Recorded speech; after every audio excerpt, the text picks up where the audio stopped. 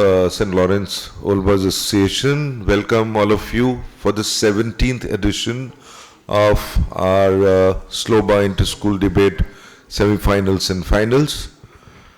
I thank the eminent judges and the moderator for being here with us today. I now hand over the mic to Mr. Raman for the debate. Thank you. Thank you, Amitavo. That was short and crisp. If only most of the speakers were so short and crisp, it would be wonderful. We have reached the semi-final stage. We had a marathon long day last Sunday where 14 teams were in the preliminary round, out of which 8 teams moved on to the quarterfinals, which was held on the same day. And out of these 8 teams, 4 teams have qualified for the semi-finals. And we wish all of them all the best for today. Out of these 4 teams, there will be 2 semi-finals back-to-back. And 2 of these teams, that means the winner of each of the semi-finals, will go to the finals, which will be after the break in the afternoon. So without further ado, let us introduce the judges for you for this morning. I will start with the senior most person, Mr. Dipankar Chatterjee, and it is with great pride that I say that he is also an ex-Laurentian of the 1963 batch, higher secondary, and one of the very studious people who had rankings, you know, unlike any of us. So he does deserve a big hand, and a very, very great classical music aficionado who has a great collection of people of yesteryears who have possibly even sunk into oblivion by now, and we, the present generation, don't even know about. To highlight his other achievements, first class BCom Honours, Fellow of the Institute of Chartered Accountants of India, ranked 2nd in CA Intermediate Examination. I know of only people who had to appear for it 3 or 4 times before they could even clear it. Senior partner of LB Jha and Company, Chartered Accountants, which he still is. Other achievements, he has been on the board of 4 nationalized banks, a public sector mutual fund, subject to risks of course, an associate company of State Bank of India. He's on the board of a large number of companies. He was appointed by RBI as a member of the Padmanabhan Committee to set up, to review RBI's supervision over banks. He was also appointed on a committee to advise on privatization of electricity distribution in Orissa, was appointed on a committee to advise on restructuring of state PSUs in West Bengal, was a member of Kelkar Committee on Direct Taxes, was a member of Regional Direct Taxes Advisory Committee, Government of India, was one of the founder members of the Services Export Promotion Council set up by the Ministry of Commerce, Government of India, was a member of the Indo-UK Accountancy Task Force, was appointed by the Planning Commission, Government of India, on the steering panel for the 11th 5-year plan for the Northeast. He has been a member of the State Planning Board of a state in Northeast India, which he hasn't named, and nor will I. He has led an Indian business delegation to Spain and Portugal, and has also led an Indian business delegation in meeting with the Prime Minister of a Southeast Asian country, has addressed seminars and conferences in London, New York, Beijing, Los Angeles, Toronto, Abu Dhabi, Kuala Lumpur, Bangkok, Dhaka, Kathmandu, and other parts of the world, including various cities of India, of course. Other positions held: was a member of the Central Council of the Institute of Chartered Accountants of India, and was chairman of the Auditing Practices Committee of the Institute of Chartered Accountants of India, was chairman of Eastern India Regional Council of the Institute of Chartered Accountants of India. He has been a president, Eastern Region of the Indo-American Chamber of Commerce, and has been chairman, Eastern Region of the Confederation of Indian Industries. He has been a member of the National Council of CII. He has been a member of National Advisory Committee on Accounting Standards, constituted by the Ministry of Corporate Affairs, Government of India, and so on and so forth. So it will go on and on and on. So let's welcome Mr. Kaushik Chatterjee. Dipankar Chatterjee, sorry.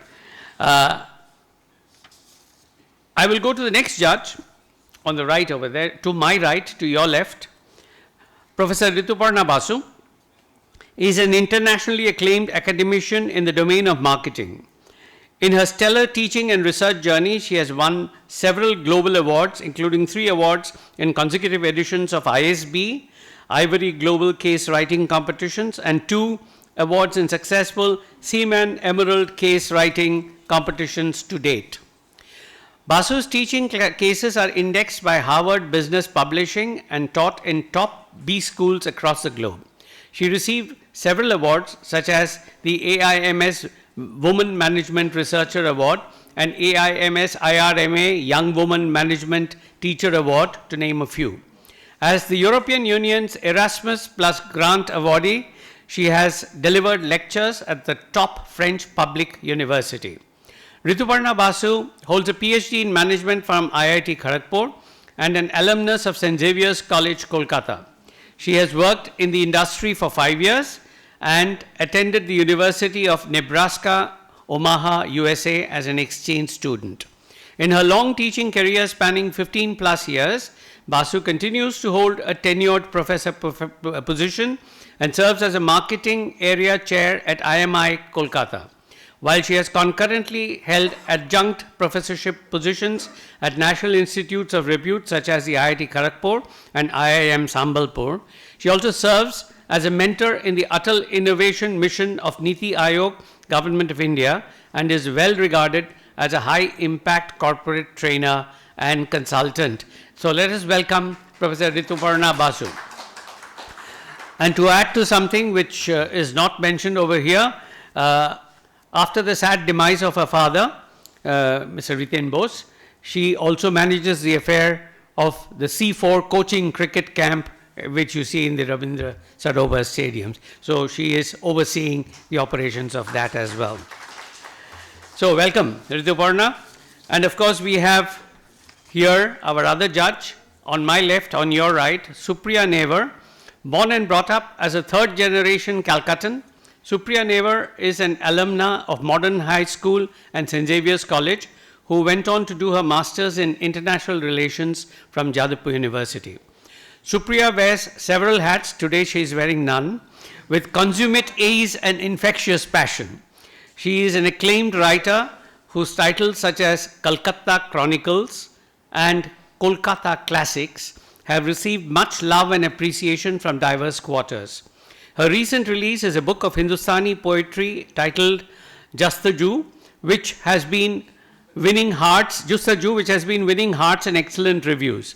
Besides these books, she has researched and authored several noteworthy coffee table books and has hundreds of bylines and travelogues to her name in leading publications. Supriya has also had a rich and in-depth experience of over 3 decades in the world of brand and communications and has also worked with coveted brands in Kolkata. She continues to be attached to a clutch of firms and projects as an independent consultant today. So the clutch of firms is generally the firms that clutch on to her. It's that way and not the other way around. Supriya also serves as an independent director, a trained vocalist in Hindustani classical music. Music remains one of her greatest passions. Supriya Nevar is attached to several social and cultural organizations in the city. Welcome, Supriya, as one of the panel of judges. And as moderator for the semi-finals, we have none other than Professor Anupam Basu. Professor Anupam Basu is another illustrious alumnus of St. Lawrence High School. He passed out in the year 1975, is it, or 6? 75, yeah. He had been a professor of computer science at IIT Kharagpur for 40 years with 5 years, and in those days there were no suicides over there in IIT Kharagpur, and with 5 years stint at teaching at universities in the US and Europe. He is a pioneer in assistive technology research in India. He has also served as director of NIT Durgapur from 2017 to 2022. He graduated in the old higher secondary format in 1975 and was a leading speaker in inter-college debates and extempore speech when he was a student at Jadavpur University. With more than 250 publications to his credit and a recipient of several national and international awards. He is a fellow of Indian National Academy of Engineering, Indian National Science Academy, West Bengal Academy of Science and Technology, and the Asia Pacific Association of Artificial Intelligence. So, welcome Professor Anupam Basu, and I request you to come and take your chair as the chairman of the semi-finals here. So, dear participants, you know that you are in good hands of who's who of Kolkata now, all right? So, do your best, all the best, and I hand over the proceedings to Professor Anupam Basu. And of course, we have, as usual, a timekeeper who will keep time to the best of his ability, and that is Mr. Raunak Singh, please. Roshan Singh. Roshan रहने से रौनक आती है, okay? A very good morning to all of you, and I'm really happy to have the honor of moderating this session in the debate organized by my alma mater. This is I'm sure it is going to be a wonderful afternoon and morning today, where we'll have several pointed arguments, flurry of speeches, and radiance of intellect all through the day. Just to start, we have got illustrious panel of judges. Just to start, I'm sure all of you are aware of the rules, right? So there will be two teams. Initially, for the first motion, the teams are, let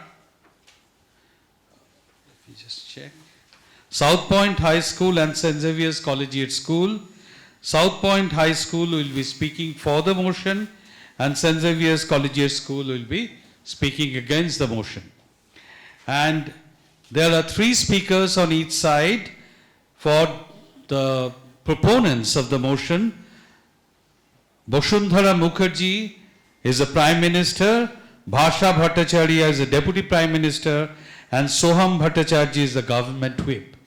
In the opposition, the House opposition, Devdipta Ray is the leader of the opposition, Animik Chatterjee, Deputy Leader of the opposition, and Adipta Mukherjee is the whip of the opposition whip. All right? So, the first speakers of each team will get 3 minutes to speak. After that, there will be one bell, and they will have to finish within 1 more minute. For the second and third speakers of each team, you will get 2 minutes, the bell, and then 1 minute. Okay? So, and after that, I think I'm asking the judges, there is a scope of rebuttal. So, I think to keep the things lively, it will be. You see one or two questions from the other side, and he will ring a bell after 1 minute to indicate that, Too much questions are happening. So, I think let's put it that after every speaker, there can be a scope of one question from the opposite team. All right? Because that will keep the things lively. But please restrict yourselves to one question. You can discuss in your team and frame a very pointed, chiseled question and throw that. All right? But not more than one. So, to start with, we have got. Yeah. Oh, I see. Yes. Right. Okay. I'll call them. I thought.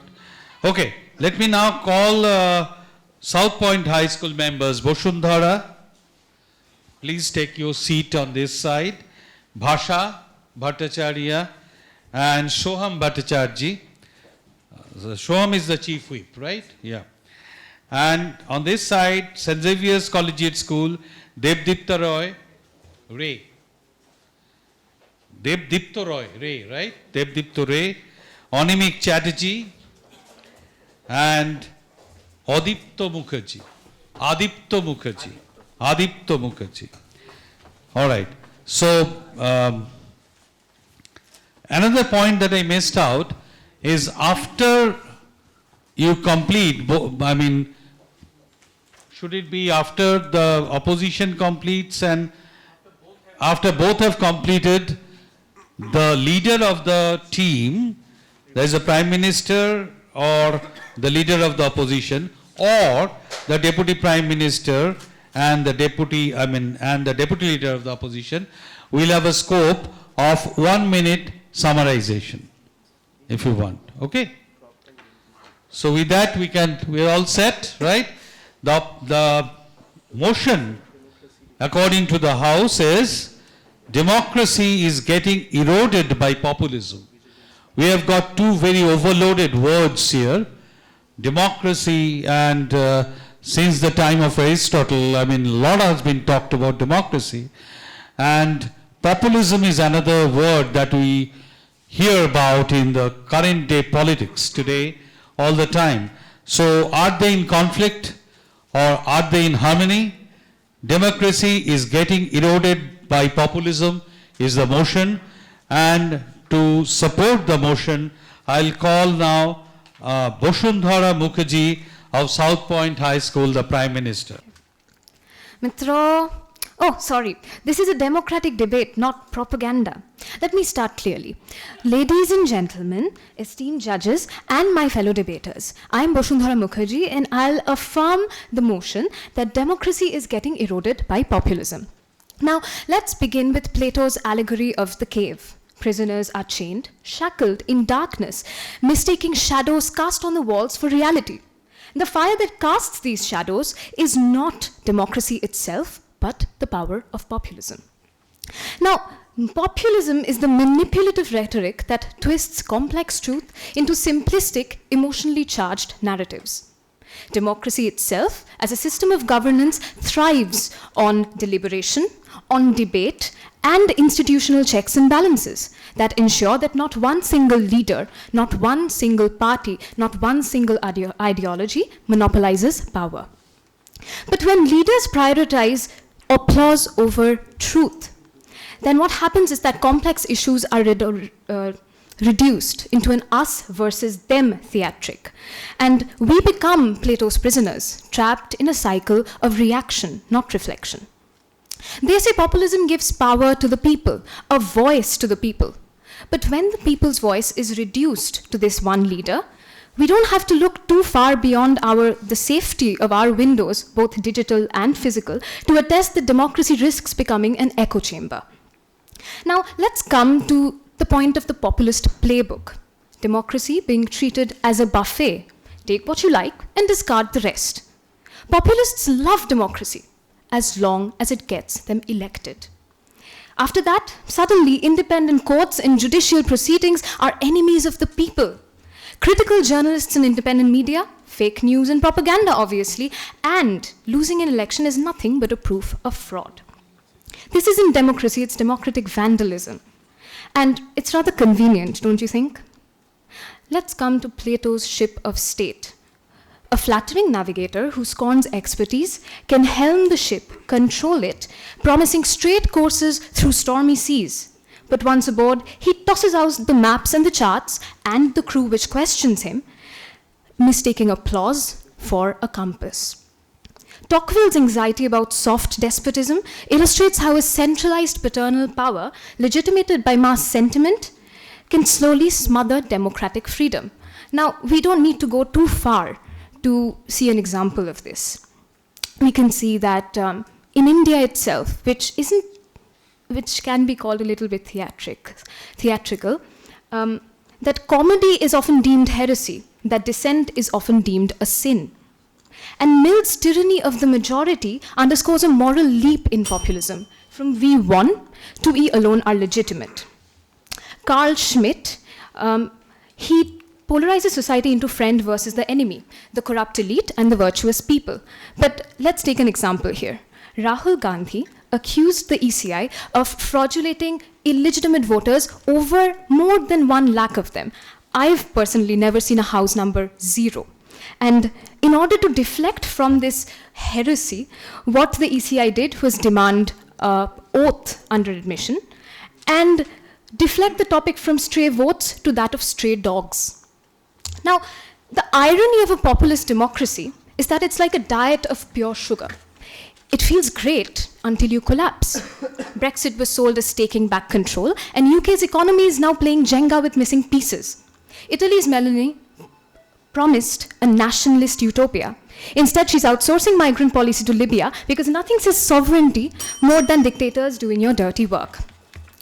Democracy, hence, is not that people always get their way, but everyone retains a way back in through information, institution, and competition. But what populism does is that it narrows those pathways in the name of a singular people, turning the revolving door of power into a one-way lock. That is how it wins democratically and then systematically unbuilds democracy. Thank you.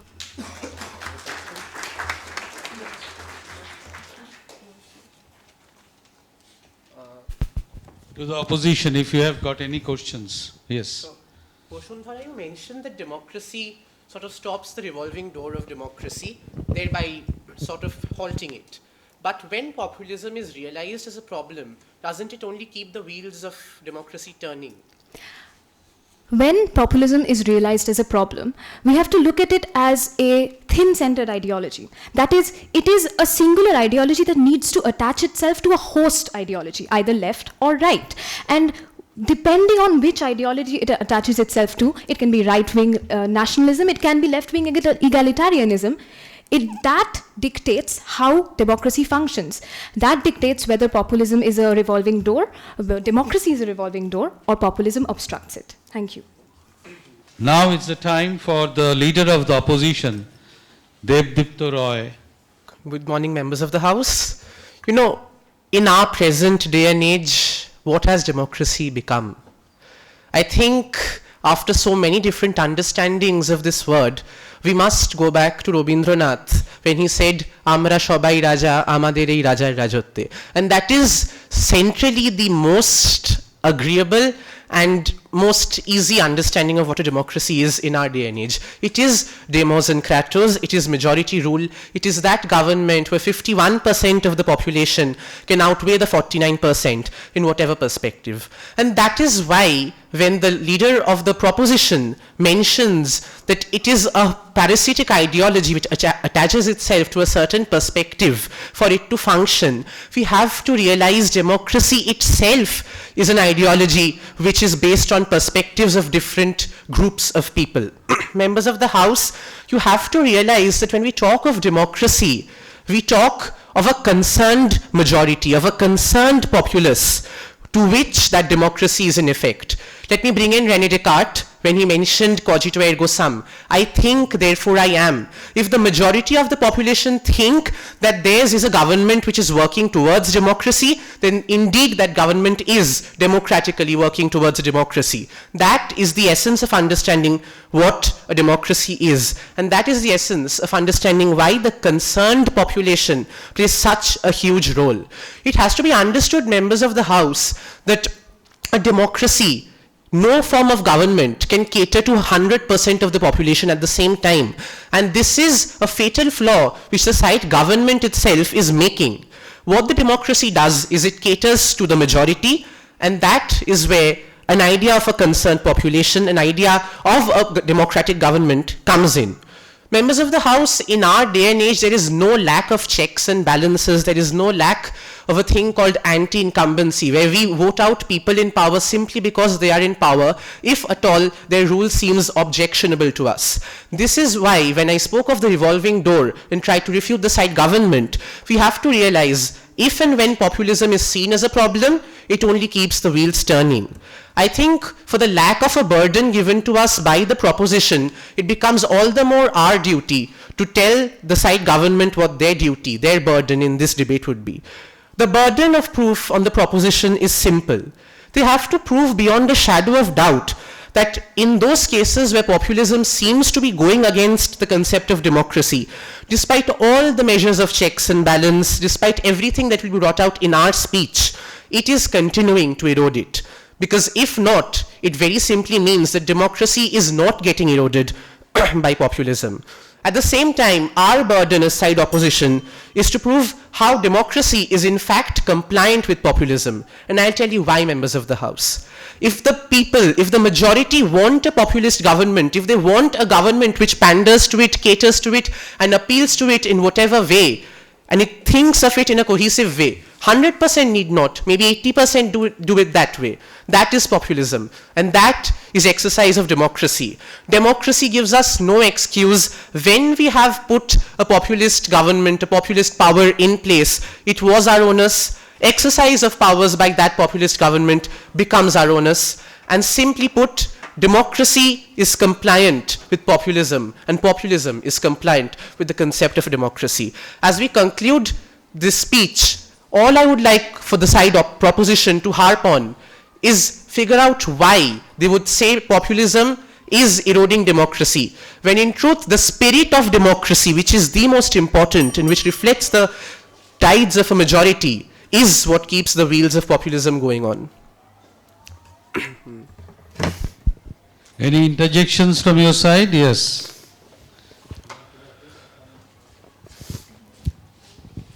What I wanted to ask you is that you said populism can also be 80% of the people voting for a cause, right? Not 100% necessarily. But consider the example of Nazi Germany after Weimar Republic. Basically, most of the people promised allegiance to Hitler, to his propaganda, to his symbols. If that is not populism, then what is? And thank you for bringing up the election of Hitler. When I speak of the concerned individuals, Hitler was elected by a majority of 75% of the 51% of the government of the population of Nazi Germany when he was giving his speeches. It was never, and it can never be an entire population which is devoted towards voting of a particular populist leader or a populist government. It is those people which resonate with that line of thought in the same frequency, that majority which the populist idea caters to, which will vote for that. And that is the true exercise of democracy. Thank you, Devdipto. So, as the things are warming up, we can find that two words, populism and majority, are coming face to face. And it has got different connotations. Populism has got different connotations. Majority has got something. So, with that warmed up atmosphere, may I invite Bhasha Bhattacharya, the Deputy Prime Minister of the team for the motion. Okay, two words, populism and democracy. We've been harping on that for a while. Let's move on to a third word, power, which comes with both. Now, the first quote of power is, with great power comes great responsibility. In the present scenario, it's with great popularity comes great power, and with great power comes even greater corruption. The common argument of the opposition would be the fact that it is not popularity that corrupts, it is the power that corrupts. Now, let me ask you this. Where does this power come from? It comes from popularity or populism itself. Populism is not some meek comedic relief side character in a movie who, when on the good side is good, when on the bad side is bad. Populism is a curse on society. It is the downfall of a democratic government. And why is that so? Because populism reaps power, and power indefinitely reaps corruption, which leads me to my second point of populism in a more nuanced sense. The idea of absolute populism, all-consuming populism. Populism does not erode democracy anymore because it makes democracy majoritarian. It consumes everyone, and we don't have to go too far to understand this. Let's take the example of our own state. The leader of our state, I'll know prizes for guessing who that is. I'll tell you how their day starts. Go to the mosque in the morning, during the afternoon, bribe the needy with Sathi and Sri schemes so that you can hide unemployment of the youth, the senior citizens with no pension, and the few working population who don't get increment. During the end of the day, you go to the temple by your own house, and during the night, you light up some candles to have a planchette so that ghosts vote for you. Now, what this does is that it leads to a cult formation and hero worshipping, which leads to a savior of men instead of leaders of party. And if you ask these devout followers, voters. If you ask these voters why them, they will tell you that wo hai to mumkin hai and wo nahi to kaun, which is an honest confession of the cult system of our government and the lack of an opposition, in fact a lack of a minority itself.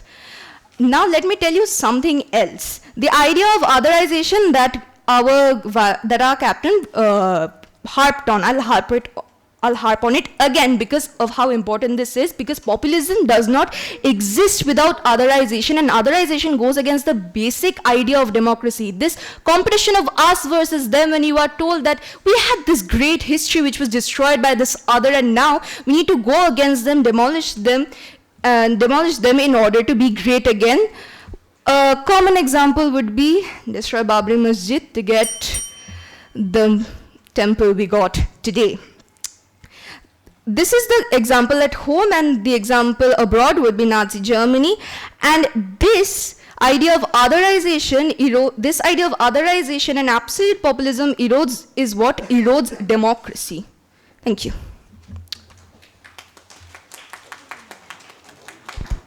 Any interjections? Yes, please. So Bhasha, when you say that with Use the hand mic. Use the hand mic. Bhasha, when you say that with populism comes power. So if in a democratic government, the people believe, the majority of the people believe that wo hai to mumkin hai, and they take the onus to choose that particular person, that populist leader as their representative, how is populism eroding democracy? How is populism eroding democracy? Because these people are not voting for a party, an ideology, a government. They are voting for a hero, which they are being told that this person can save you, which goes beyond the idea of democracy and puts one person in a pedestal beyond everybody else, going against the idea of democracy, which is equality. All citizens are equal. Even the leader is a citizen. Over here, the leader is a hero. How is that democracy? Thank you.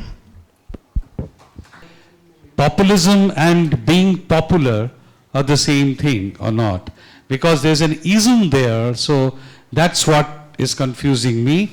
With that confusion and seeking some clarifications, may I invite the Deputy Leader of the Opposition, Animik Chatterjee. So, members of the House, let us realize that populism is in no way eroding democracy. Populism is a form of democracy. When Boshundhara says that populism is an example of a manipulated narrative, members of the House, let us realize how democracy works. In a democracy, it is the people who opine, who discourse on the convention of society. They take the onus to choose their representatives. So, members of the House, if the people feel that the person appealing to their wants, that populist leader, is someone fit for the role of being the representative as an authority, then that is democracy, and that is a proper use of populism, members of the House. Let us realize that if the people believe that this exact person has the capacity, if this blonde-haired person policy of otherization is in line with my thought, if the majority believes that, members of the House, that is democracy, that is populism. As the opposition, let us take a concession. Maybe it is not a form of democracy. Yet, members of the House, populism is a tool of democracy. See, when Bhasha very much helped our cause by saying that the populism is a source of power, let us realize that in today's world, the world runs on the basis of one ideology: Vox Populi, Vox Dei. The voice of the people is the voice of God, and what the people want is what will happen.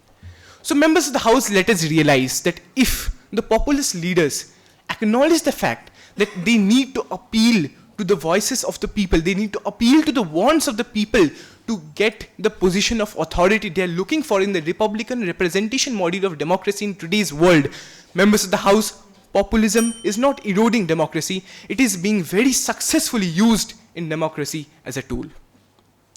Now, what happens after that person gets elected?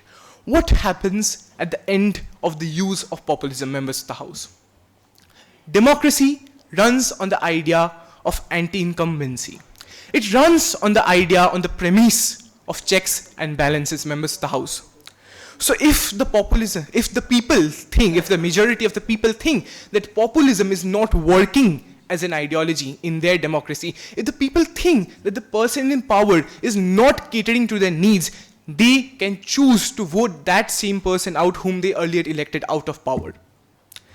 It is the people to whom these elects are answerable to in case they do not follow through with their populism, in case they do not follow through with what they promised while they were exercising populism in their same democracy.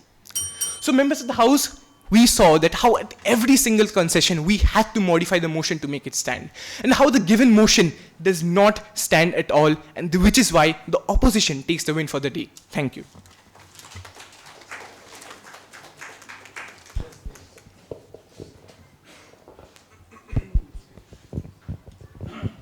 You talked about the people's voice in electing a certain blonde man as a testament to democracy. So let's talk about some of his policies, which include deportations without proper trial and all. So is that not an infringement to democratic principles when a populist leader breaks the rules of democracy? What's your name? Shuham, realize that if that blonde-haired person chose as otherization, chose deportation as a policy which would represent himself, and the people and the majority of the people who elected him thought that it was in line with what they want in their nation, that is an exercise of populism, that is an exercise of democracy. And even then, if the crimes he's committing right now, the so-called crimes which people think are wrong, members of the House, that populist leader in the next election would not be elected if the majority of the people realize that he has done wrong. So in any case, this is in no way eroding democracy. Thank you. So the debate is now taking an international turn, you know. We started with the state, with all Sris and other things. Yes, taken a broad turn, and now it has come to some blonde gentleman. I think gentleman or lady? Okay, all right. So here I'm opposed, putting the adjective gentle. Okay, so with that, I'll invite the whip of the government, Shoham Bhattacharya. First of all, I'd like to thank my opposition for including the term criminal. So they are accepting that Donald Trump is involving himself in criminal activities despite being elected as a populist leader. What happens in the next election, we're not aware of that. But what's happening now, we are definitely aware of that. We're giving the people's voice more priority than what's the good cause. We have to understand that if there are 100 people in a country, for example, there can be a majority with 51 and an opposition with 49. So the opinion of the 49 people matter as much as the opinion of the 51 people. I like to state a recent event about the big beautiful bill promoted in the White House, which won majority out of the verdict of the vice president, which was a 50-50 tie, and the claim had to be made by the vice president, who is the representative of the Republican Party, naturally voting in favor of Trump. Now let's talk about populism being used in the country. Popularity and populism, slight difference, but more or less the same. Vote bank politics, a very incumbent issue in our country right now. Vote bank politics has been directed towards the policy of reservations in our country, age-old thing. However, the populist leaders are appealing to the voters of the country that if you vote me, I'll raise the cap of reservations. I'll increase the reservations from 50 to 70, 70 to 80, and the people who have been subjugated historically think of it as an opportunity. However, this is not in request of the country's total population. This is just targeting a particular section of society just to stay in power in his or her constituency. Let's talk about the cult. The cult info can be fact-checked, as we have seen the recent gospels in the White House. And we're taking the people's voice. We're taking the people's voice. So do we call Pakistan a democracy, who have chosen to stay out of democracy and keep military leaders ruling them over and over again, including a perverted nationalism against India itself. We take the example of Stalin. Stalin who pushed away Hitler back to Berlin. Stalin who was revered as a national hero to the Soviets, who ultimately turned the regime into an authoritarian one. The people's voice is the essence of democracy, obviously, but using the people's voice to promote your own ideologies, your own propagandas, and then manhandling the situation of the country in your own way, and say that I'm doing that because of the word of God, or I'm doing that because I was ordained to do so, and manipulating the people that this is morally correct, it does not go against the value of our countries, is called harm of using populism, not a testament to democracy. Thank you.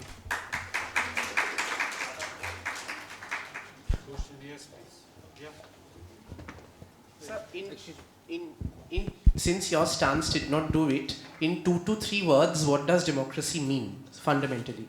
As Abraham Lincoln would quote it, by the people, of the people, for the people. Thank you. That's all. Soham just made his presentation, and so I'll come to Adipto, am I right? The pronunciation?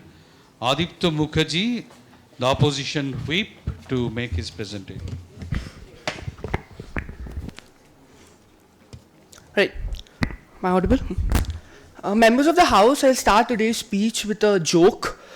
The proposition's logic and understanding of the word democracy.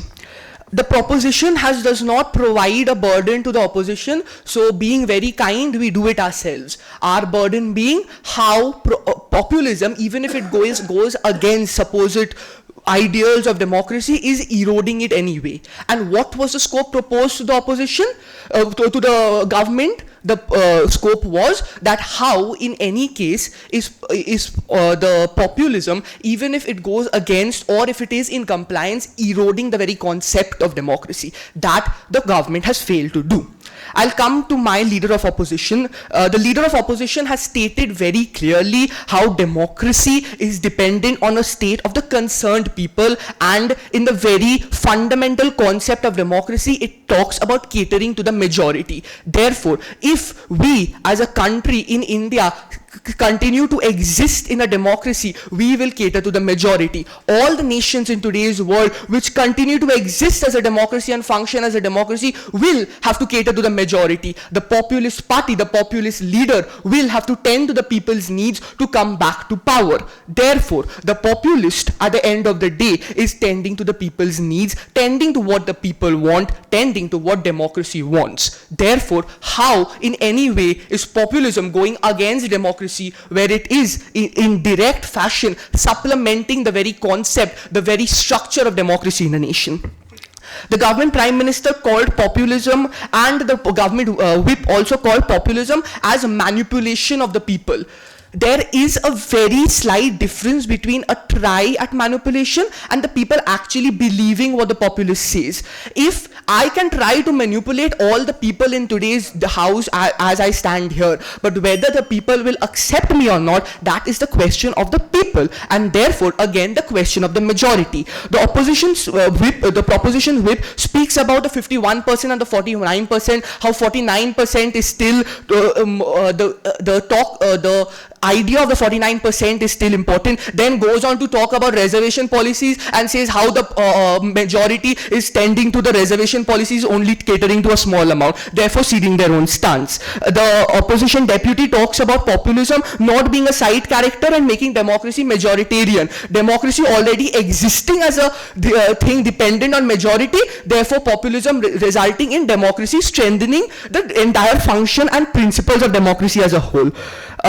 Moderator sir had said there is a difference between being popular and being populist, and yes, the opposition is exactly in that opinion. Being popular and trying to sway votes in one's favor is completely different from being populist and explaining to the people, and the people the democracy, understanding and accepting the person, thus taking the responsibility and onus of the populist government at hand. Therefore, populism in every way leads to the upheavement or to the supplementing democracy as a whole, not eroding it. Thank you.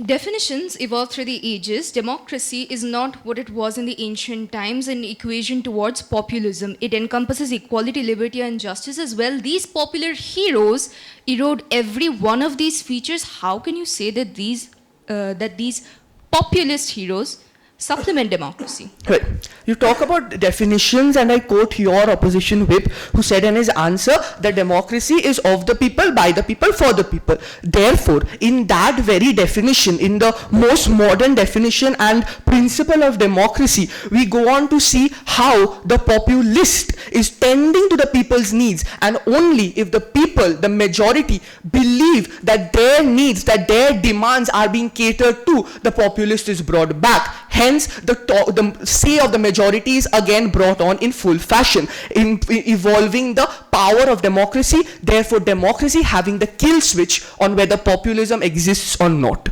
Your problem is with the structure of democracy, which is practically beyond the scope of today's debate. Thank you.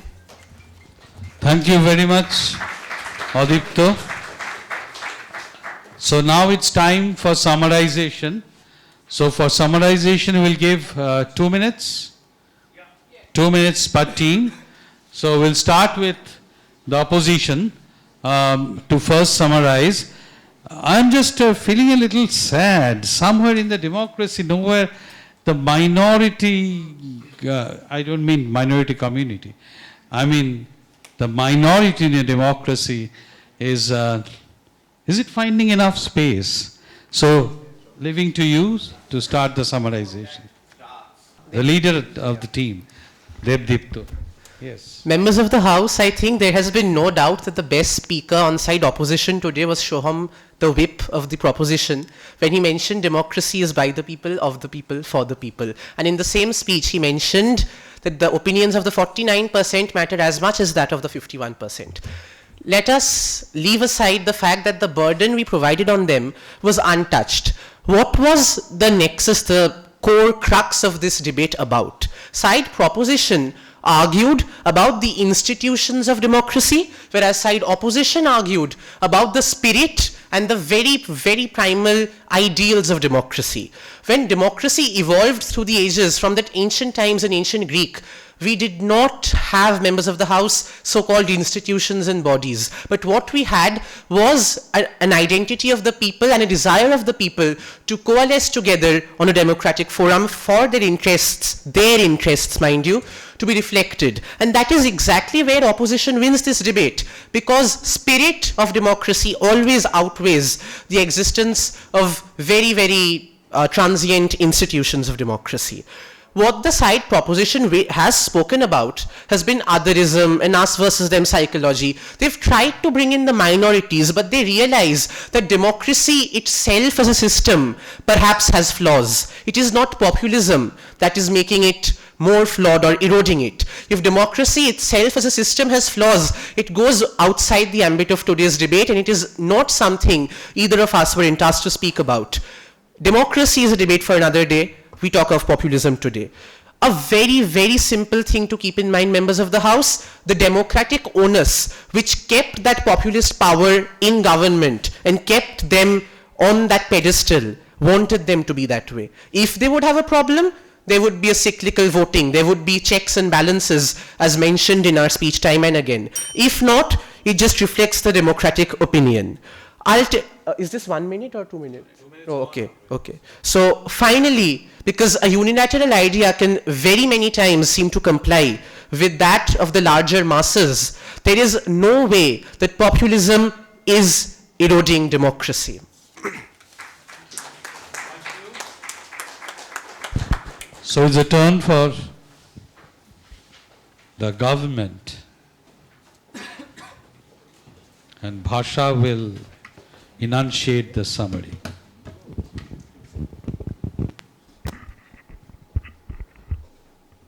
Side opposition today seems to focus more on the ideas of populists and tries to put democracy in the ancient form where it emerged from, the Greeks. But today, democracy stands in a more nuanced way. In the modern day, democracy encompasses propaganda, democracy encompasses fear, it encompasses emotional appeals. this is not the same democracy that we started with. The spirit of the democracy may be majoritarian. The spirit of the democracy may be determined by the popularity, but where is this populism coming from? This populism is no longer the wish of the people. This populism is a reflection of how good the propaganda and how well these leaders are able to terrorize these people into voting them to power. Sending white saris to families in the villages to ensure that people vote for them or else you will be a widow is not the idea of democracy. That is the idea of fear, of tyranny, of terror itself. This is what democracy has turned into, and in this modern democracy, populism is a curse. In this modern democracy, populism erodes democracy itself. It erodes the spirit of democracy. Spirit of democracy, it seems to be a very favorite term of the opposition. The spirit of democracy, as they call it, is the wish of the people. But by now, I think it is clear to the audience, judges, moderator, even opposition themselves that the wish of the people is no longer represented in a democracy. It is in fact this democracy, the new, the modern, the corrupted democracy, is a representation of very well organized propaganda, fear, and tyranny to one extent. Let me give you the simplest example of this. What you buy during a sale is not what you want. You buy it because it's on sale. It is not a mindful purchase, and today's democracy has turned into that one crop top you bought on a sale but you do not want to wear at all. It does not align with you, but it was on sale, so you bought it. Thank you. That is the new democracy. Thank you. Thank you. Thank you very much. Thank you. Well, so the House has a responsibility of voting. The judges are excluded. All right? You should not have any opinion. And the speakers are also excluded. They have already spoken up their mind. So I'll come to the vote, but I don't want to take a stand. But one thing, I would rather congratulate the organizers for selecting such a fantastic motion. Because today, I have not heard to whatever you said, all right? I have not heard to anything. But one thing is, democracy, we always start with the definition of Abraham Lincoln. But after that, democracy has evolved in different ways. And democracy has been molded with power. Democracy has been molded with different manipulations. Nowadays, democracy is being modulated by AI. You know, the Cambridge Analytica thing that worked for your blonde gentleman, right? So, you again call him gentle? Okay. So, that's how the democracy is no longer the pure definition that Abraham Lincoln had said. And on the other hand, as I said, that there is another word called populism, and populism means, to me, some means to be popular. And so that is a means to fetch votes. And fetching votes implies to be in power. And therefore, that means that we will be controlling democracy.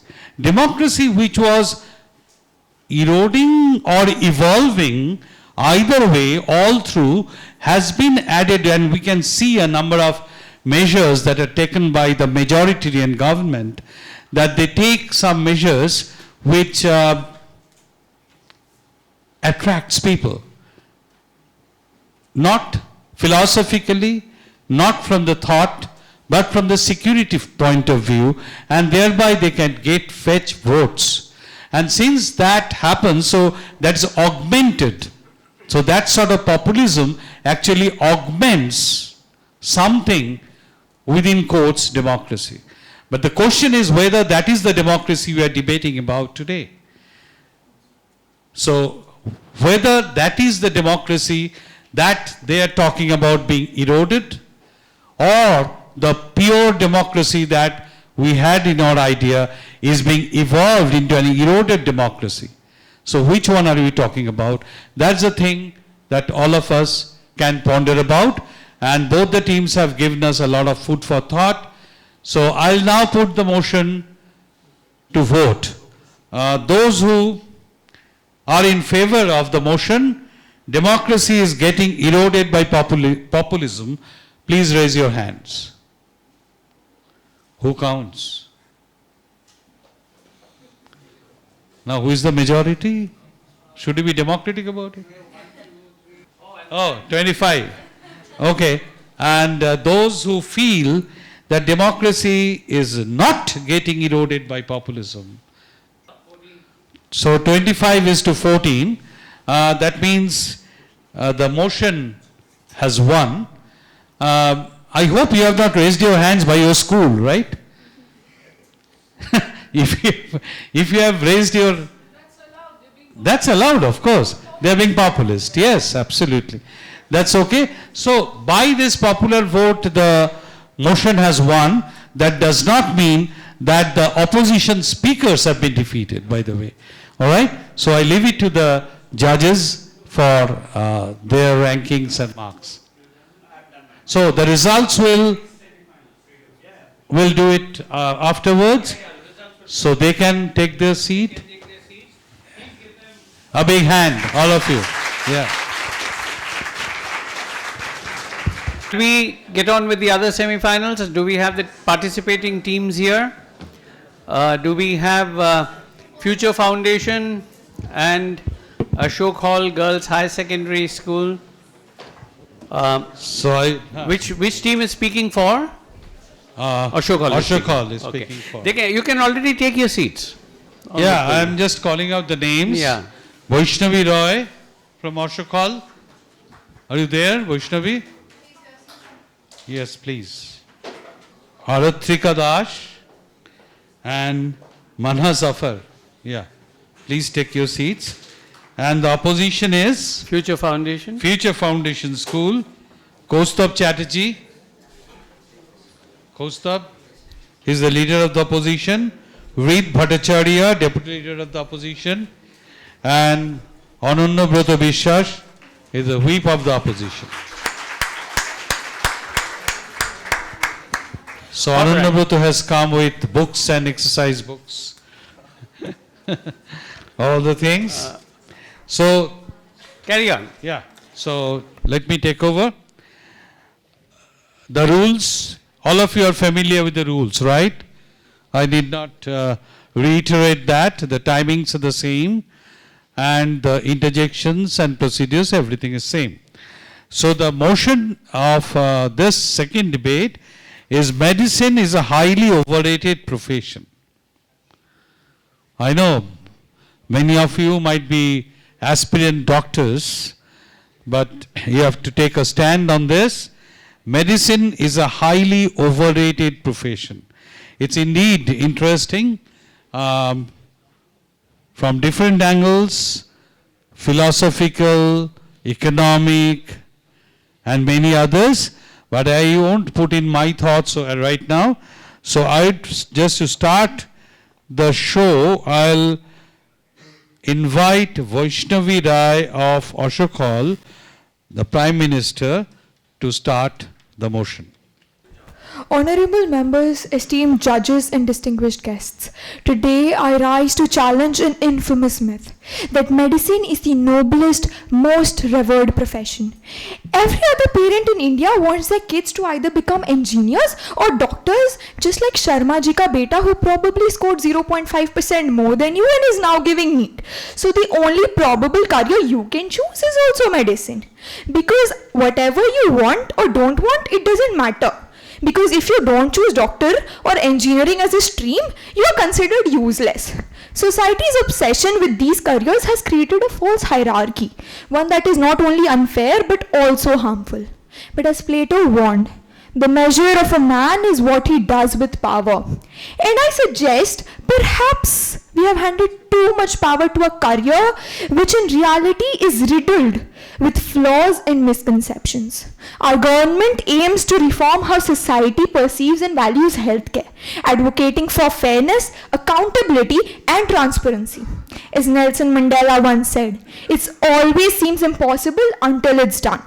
I shall substantiate my stance through three principal arguments. First argument would be prestige is monopolized and elitist.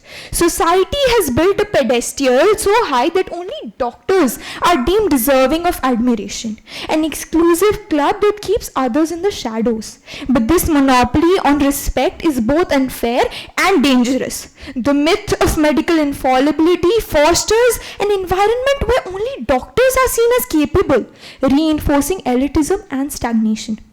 My second argument would be resources are misallocated. Consider resource allocation.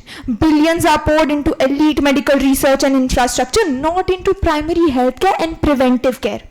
This results in a paradox. We have some of the world's most advanced hospitals, yet millions lack access to basic healthcare and preventive medicine. So it's like a building a luxury yacht where the lifeboats are broken. The glamour of cutting-edge technology blinds us to the critical needs of undeserved populations.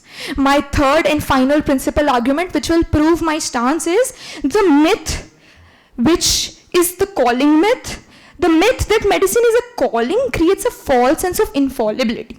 Doctors are portrayed as saints or demigods which can resurrect the dead, immune to error, an idea that shields them from accountability. But humans are fallible. When mistakes happen, society's reluctance to scrutinize selfless healers leads to cover-ups, eroding trust.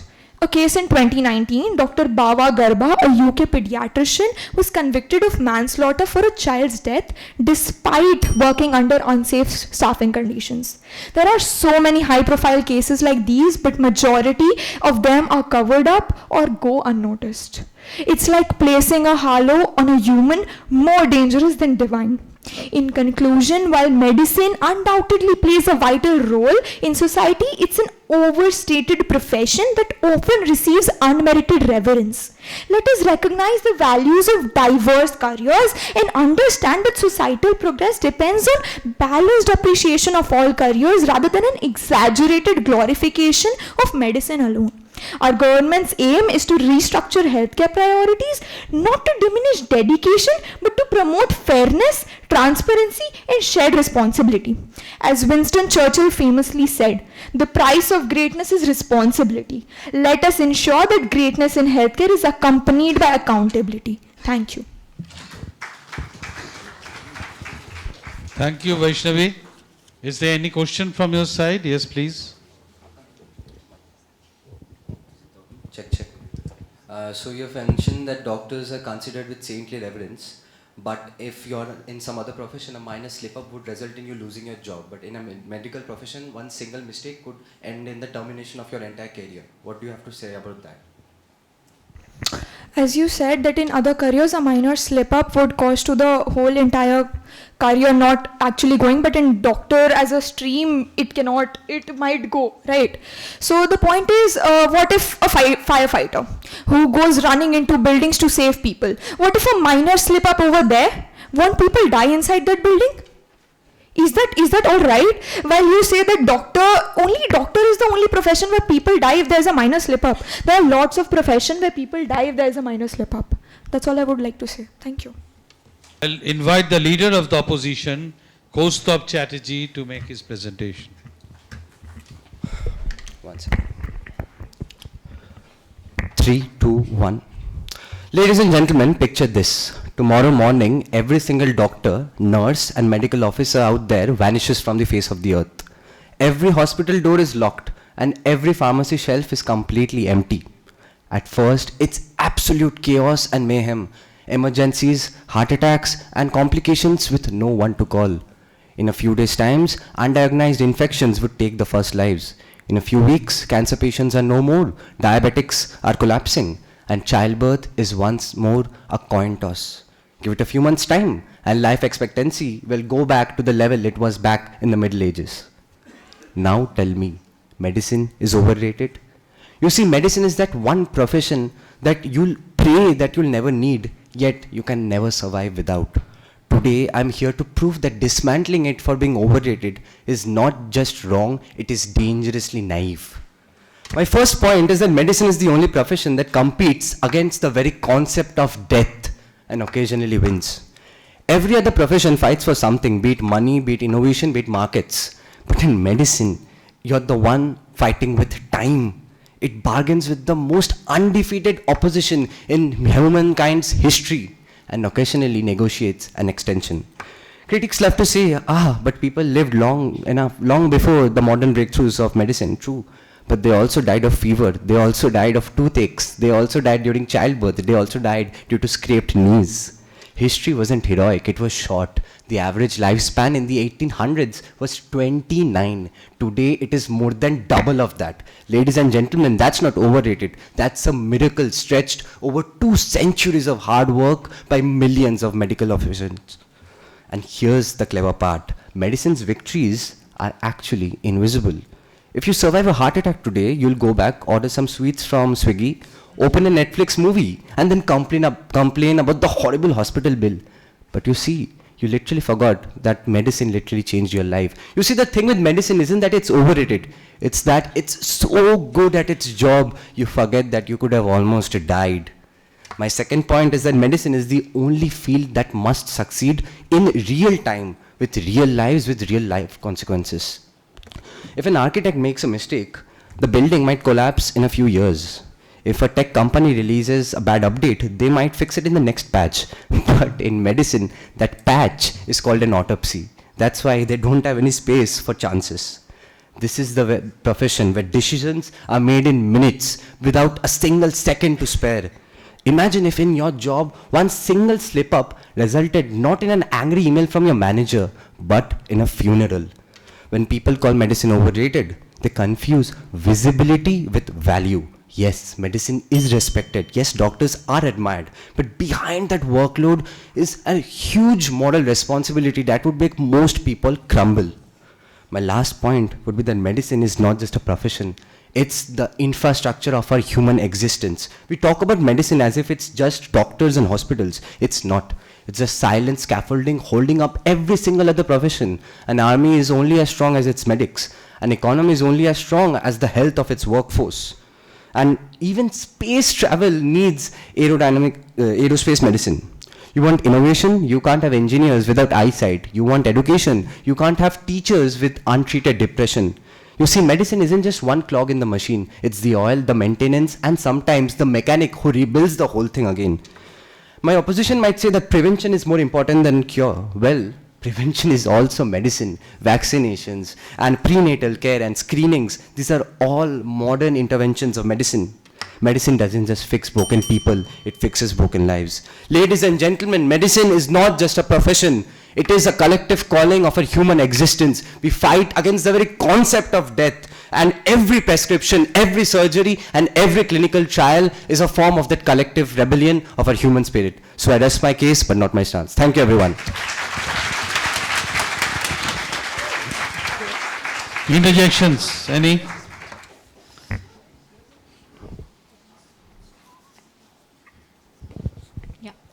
So, sir, you talked about infrastructure being as equally important as doctors.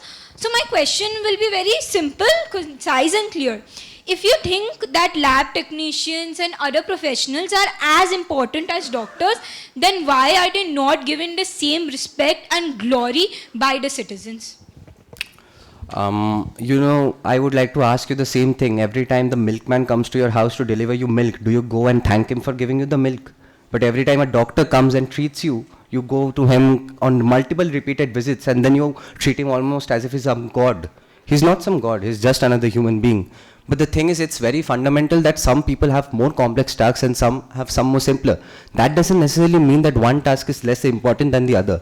Just because one is being appreciated more than the other doesn't necessarily mean that the other is not getting appreciated. It's just getting appreciated a tad little bit more, and that's absolutely fine. Because as a society, we must appreciate the extreme amount of hard work and efforts that each and every single medical officer needs to go through to even reach this profession. Thank you very much.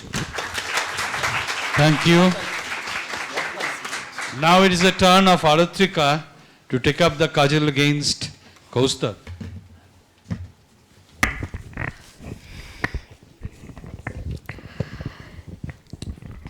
Honorable speakers, this house has long mistaken reverence for reason. We're told again and again that medicine is the noblest profession, that to become a doctor is the peak of purpose, and in many ways this comes with a good place. Doctors save lives. They work hard. They deserve respect, but there's a thin lining of difference between respect and blind glorification. And that's what we are arguing today. Not that medicine isn't important, but the way society treats it as something untouchable is deeply harmful. Medicine has become more than just a job today. It's treated as a gold standard. The best and brightest are pushed into it not because they want to help, rather not just because they want to help, but because society tells them that anything less would be settling. But that prestige isn't purely based on merit. It's propped up by tradition, by media, by parents, by policy, until it starts to feel like medicine is the only worthy career if you want to make a difference. Meanwhile, others, the sanitation worker, the teacher in a remote village, the engineer building flood barriers, they're kept in the shadows despite their work being just as crucial as a doctor. Why is curing a disease more glamorous than preventing one? Why do we honor only one part of the society when it takes all of them to function? We pour God knows how much into hospitals, into specialist cares, into the most advanced treatments, but we neglect the basics. What about clean water? What about mental health, preventive care? We ignore the upstream causes of illness because they don't look as dramatic as on a campaign poster. And we justify this. We justify this by saying, well, medicine is hard. Doctors deserve it. They save lives. Sure. But is it harder than fixing a broken public infrastructure or fighting misinformation in a pandemic? You see, the point is, ladies and gentlemen, when we let prestige drive policy, we stop asking what works and start funding what looks impressive. And then there's the idea of medicine as a sacred calling. It sounds noble indeed, but in practice it becomes a shield. It makes criticism a taboo. It turns genuine concerns like toxic workplaces and malpractices into attacks on the profession itself. We wouldn't accept this in any other field, but medicine, well, you don't understand, it's a calling. That mind step stops reforms. It silences those within the system who want the change, and it prevents real accountability when things go wrong. As Foucault had said, power is most dangerous when it presents itself as virtue, and that's exactly what we're dealing with today. And finally, perhaps the most damaging of all is that what this over-glorification does to the next generation. We tell the young people, if you want to serve better, be a doctor, not a teacher, not a social worker or a writer, not a climate scientist, but a doctor. And that is not inspiration, that's tunnel vision. We turn service into a narrow corridor and then wonder why society undervalues everyone else. Because when you lift the profession so high that it becomes untouchable, you don't elevate the society.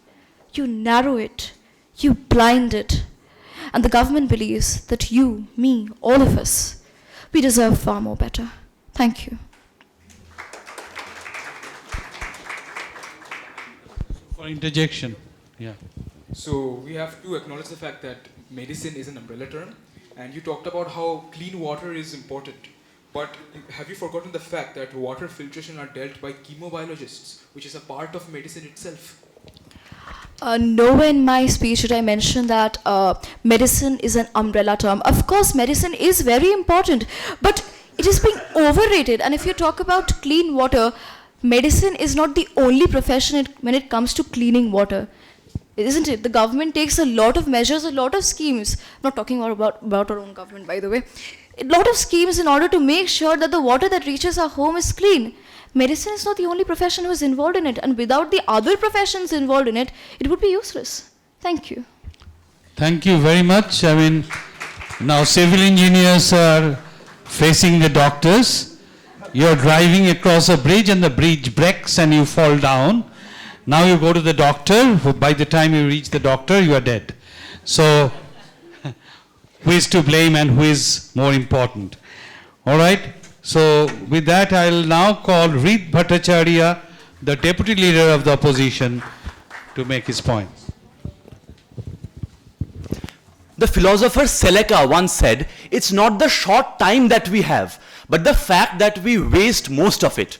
Medicine not only adds days to our life, but life to our days. Good morning, everyone. Myself, Rid, and I'm going to speak against the motion, and I'm going to substantiate my argument. The World Health Organization, WHO, came up with a statistic that 1.5 million deaths can be prevented annually if there was universal medical access, an achievement no other field can guarantee at this point. Also, the extraordinary impact of medicine that my fellow debater said is also accompanied by an extraordinary path to excellence. In India, we worship Lord Ram for his perseverance and staying in Vanvas for 14 years. But a medical student trains for 10 to 15 years unrestlessly. Also studies 14 to 16 hours every day in overcrowded wards with unending competition. Wouldn't it be hypocritical if we don't respect and revere this as a part of the collective society? Now, let's understand this from an economic point of view as well.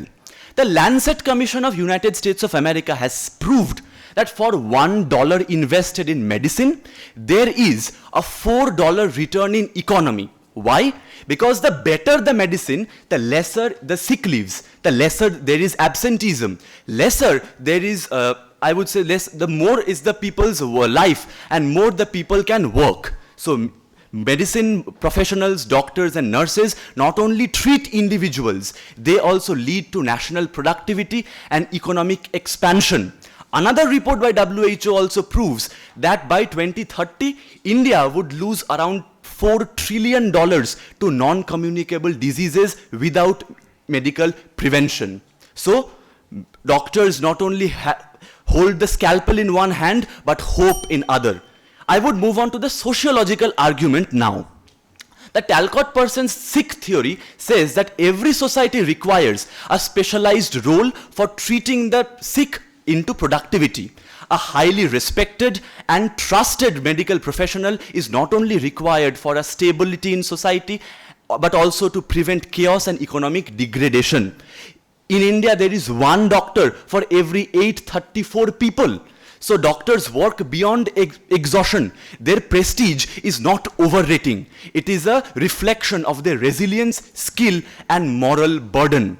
I would also add to this a quote by Hippocrates, who said that when there is a love for medicine, there is a love for humanity.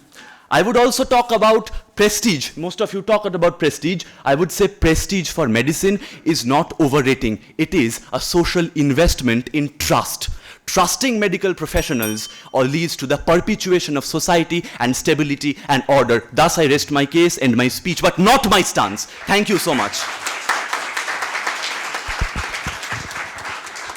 Thank you very much, Reed. So, that was a very strong presentation, but I don't know whether we will take those points or not. Any interjection from your side?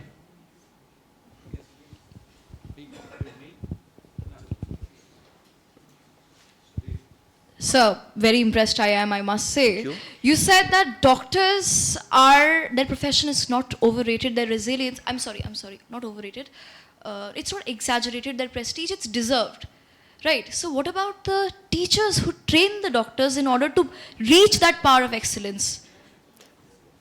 Thank you for your question. Perhaps you misunderstood reverence and respect with overrating. I say doctors should be highly rated and their rating is required in society. So putting overrating, respect, prestige and reverence on one plate is like putting kaju barfi and tomato ketchup together. That may suit you, but it doesn't suit me. Thank you.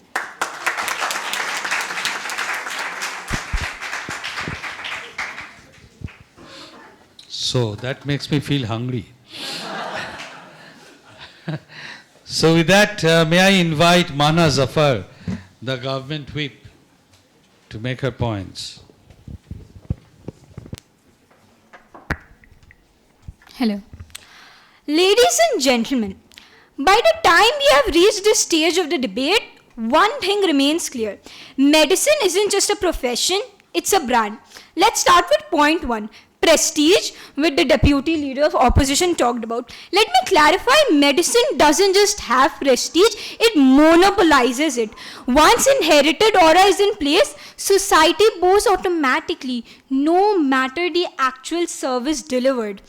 A rural school teacher, she might educate hundreds who will go on to save lives in their very own ways.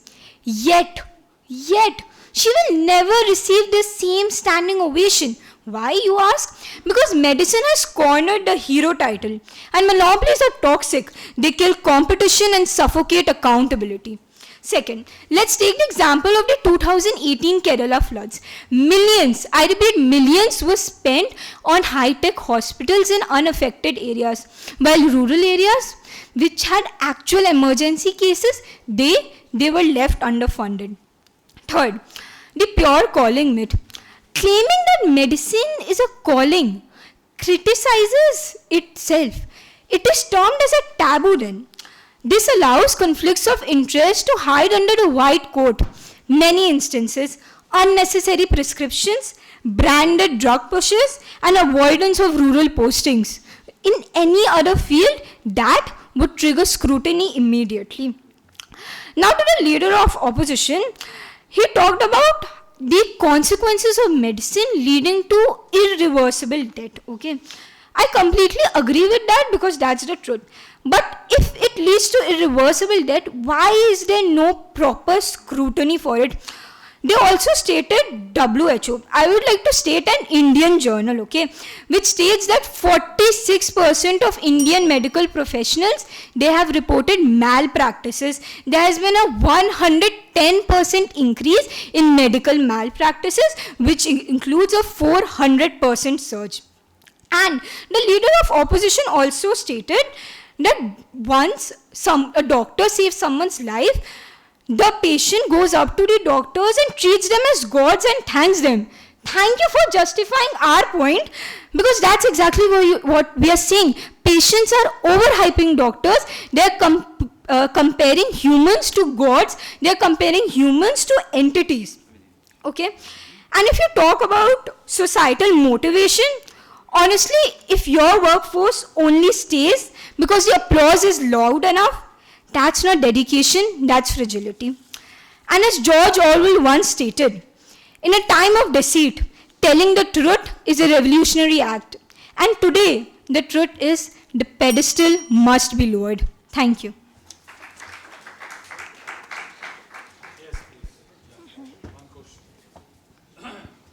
You said that whenever there is a death in a medical procedure, why is there no proper scrutiny? Let me tell you, commissions are set up which may lead to the termination of the doctor's license and even jail. How do you justify that?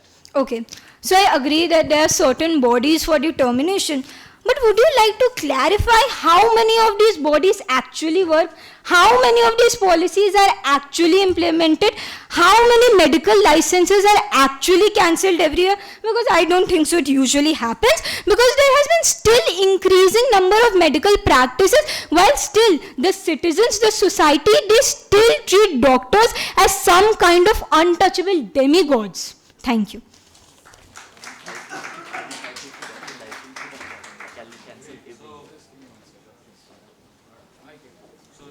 Turn of Ananya Brata Vishwas, the opposition whip.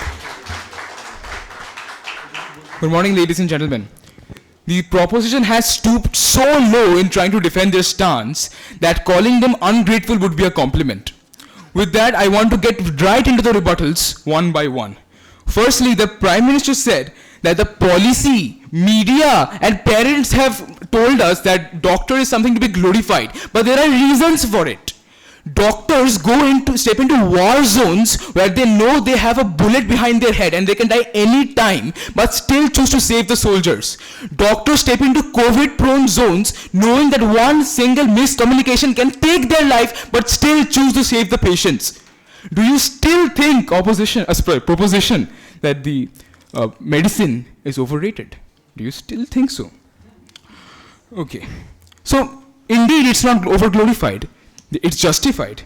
Secondly, the Deputy Prime Minister talked about firefighters and how they are not respected enough, right? Whatever, the proposition did. Firefighters, okay. Let's talk about firefighters. So, let's say there's a fire in a building and the firefighters were not completely able to save all the victims, and some victims were left in the fire and they were terribly injured. Who do you go to then? Doctors, right? Okay. Then I'm going to substantiate this with an example of army. An army is as strong as its medics. Without medics, there is no army.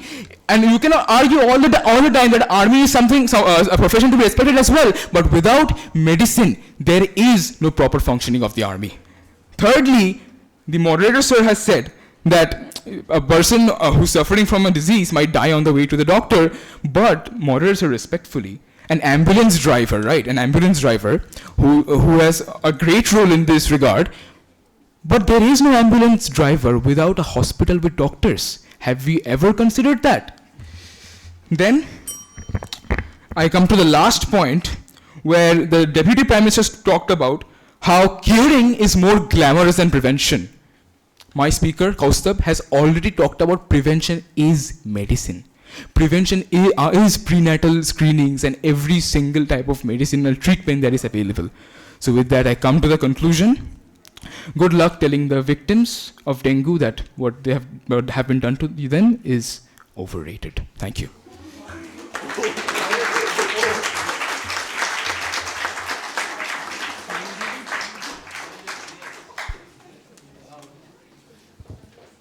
If this was a stand-up comedy, all of these trophies would be yours. Hats off to you, ma'am. But one question, sir, respectfully. You said doctors step into war zones. They step into COVID-19 cases between the pandemic. Absolutely agreed. What about the NGOs working during the war zones? And who did the NGOs have? Doctors. Finish my question, sir. Okay, sorry. I'm sorry. Sure. Kindly don't interrupt me. How about the NGOs who step into war zones? How about since you talked about ambulance drivers, you said that no hospitals, if no hospital buildings and doctors existed, there would be no ambulance drivers. I'll ask you, if the driver didn't exist, do you think the person would live enough? Well, that is not the point. We're talking about doctors here. And if the doctors don't exist in the first place, then ambulance drivers cannot do anything. And NGOs have doctors themselves. They send those doctors. The NGO CEO doesn't go there, does he? If this was a stand-up comedy, I can tell you, I can assure they have all laughed at you. Thank you.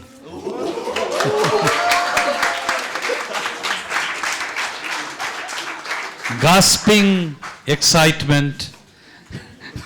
The interjector and the person who is answering are very charged. So this is the time to discharge the responsibility of the judges. And we'll go for a vote. Or before that, there is a chance of summarization from both the houses. I'll start with the opposition to make their summarization within 2 minutes.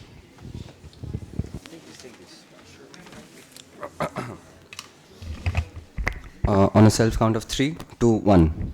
Ladies and gentlemen, I'll simply focus on the points that have been brought over by my proposition. Firstly, they've mentioned the point clearly that we glorify doctors. You know what? We do. We put them on pedestals. We clap for them. We even create TV dramas so amazing that doctors look like some models with stethoscopes. But here's the thing, that glorification isn't some PR show like you make it seem. It is earned. We glorify it because they run into burning buildings. You have brought up firefighters so many times. Firefighters run into burning buildings. Doctors deal with burning bodies. Bodies that are still breaking down while they're fixing the people that look like them, have the same things as them. You know, you're talking about, my DPM mentioned that question whether medicine is more tough than somebody who's fixing public infrastructure. Well, let me tell you that it is unquestionably true that the human body is the most complex machine that has ever been built. And the doctors are fixing it in real time while it is still breaking down in front of them. And unlike sports or movie idols, doctors don't get retakes. Lionel Messi and Ronaldo might miss a penalty and they'll be forgiven after 1 or 2 months. Like I already mentioned, if a doctor makes even a single minor mistake, their entire career is over. And no, these are not uncommon. 550 licenses are on average terminated each and every single year. And let's not forget the simple fact.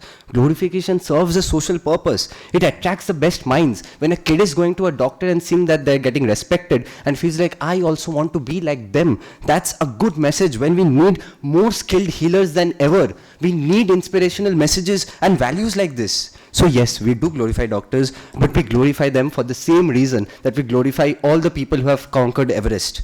Because they go where most of us can't, because they do what most of us won't, and because they carry the weight of human lives while doing it. Thank you, everyone. Summarization from your side, yes. So it will be done by Vaishnavi, right? Yeah. I think the opposition is forgetting that decibels of voice doesn't prove your stance, it just proves that your constructives are vague. Honorable judges and esteemed guests, throughout this debate, we have shown you the truth. Medicine is vital, yes, but dangerously overglorified. We have proved first that our prestige has been monopolized. Society treats doctors as the only worthy heroes, proving that Sharma ji ka beta mentality while ignoring teachers, sanitation workers, and climate scientists who save lives in quieter but equally crucial ways. Second, prestige distorts policies and resource allocations. Billions flow to high-tech companies and hospitals while preventive care, mental health, and water cleansing remains neglected. Third, the sacred calling myth shields medicine from accountability, reforms are stalled, and criticism is considered as blasphemy. And finally, this idolization shrinks ambition for the next generation. Service becomes a narrow corridor labeled as doctor, wasting countless other ways to build a healthier society.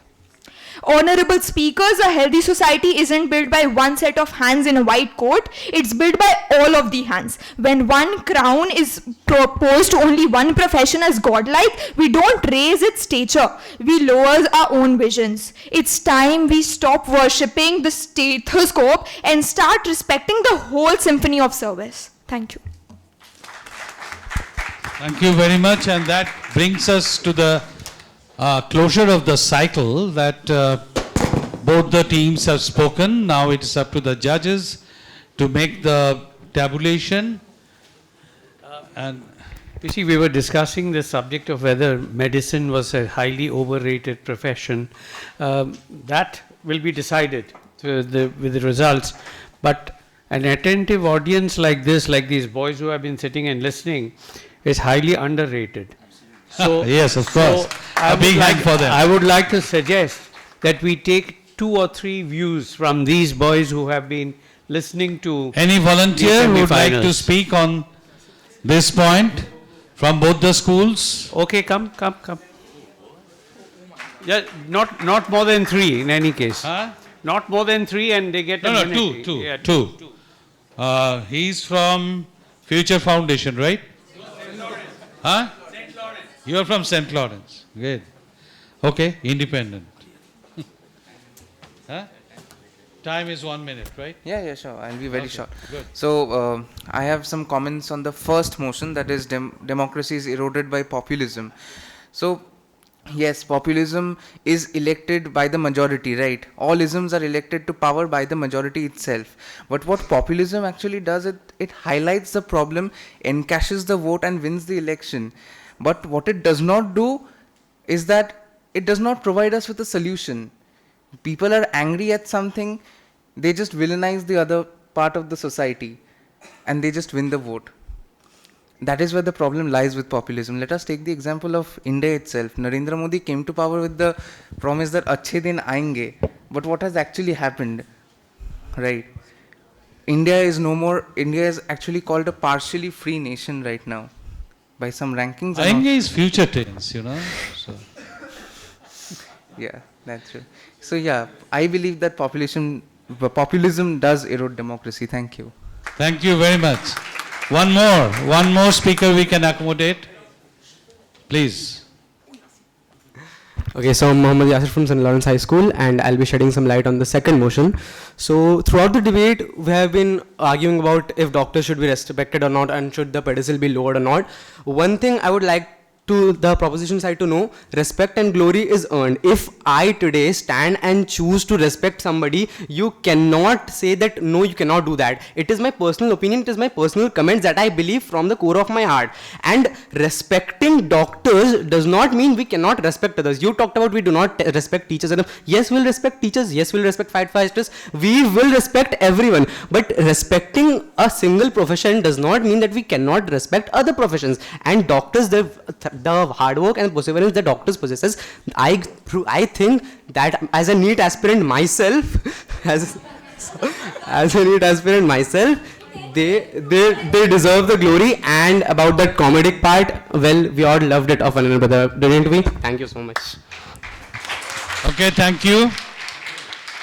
So now I'll go for a vote, but I think irrespective of the difference in opinion of the two houses, I mean, medicine has been taken as a profession of a doctor. But medicine also means medicine that we take, right? If I drop that profession word, then, and if I reframe it, that efficacy of medicine is highly overrated. If I do that, efficacy of medicine is highly overrated. That can form the motion of another future debate. Okay, because there are stories where, you know, from big names, they are getting the medicines manufactured through subcontract, and which are not working, to the surprise of the doctors. So now I'll come to the House. Those who feel that medicine is a highly overrated profession, please raise your hands. None.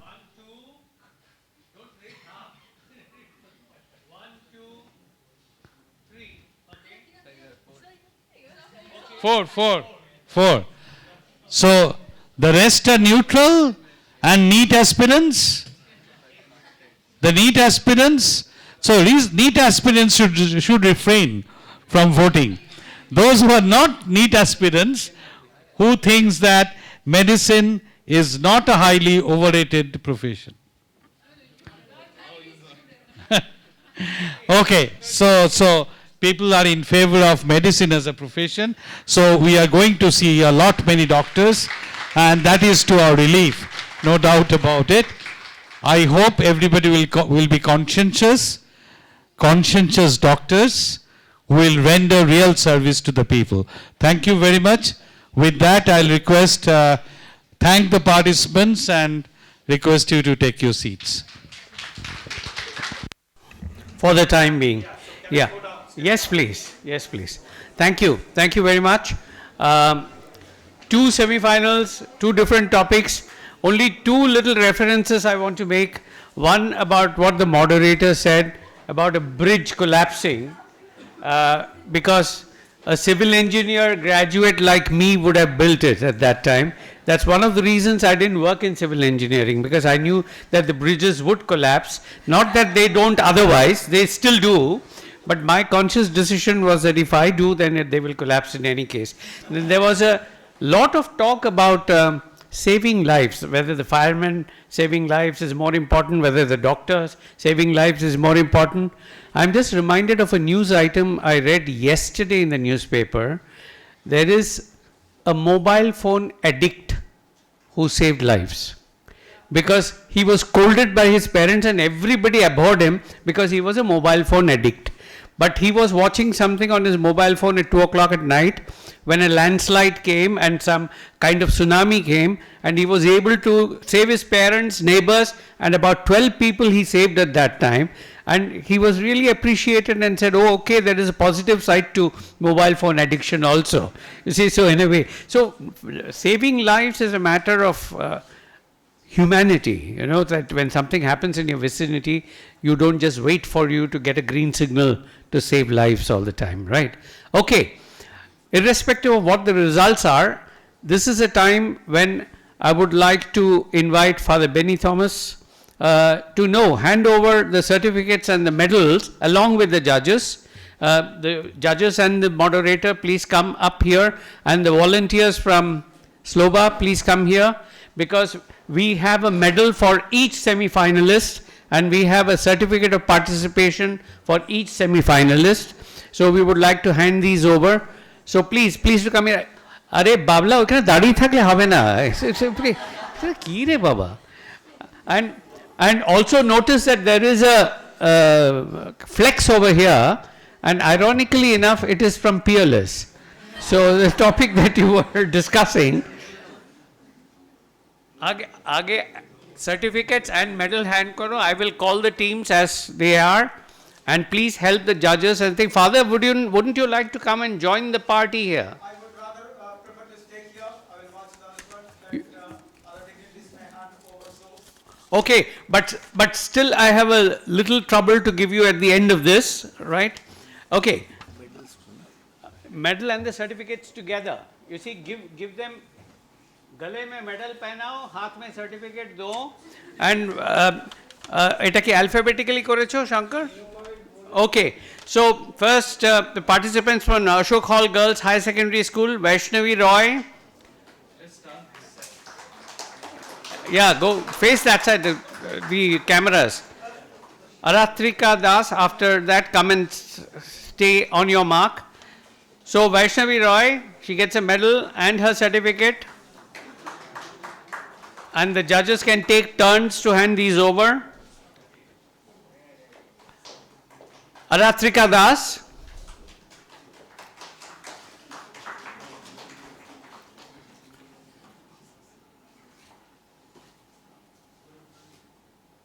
Mana Zafar.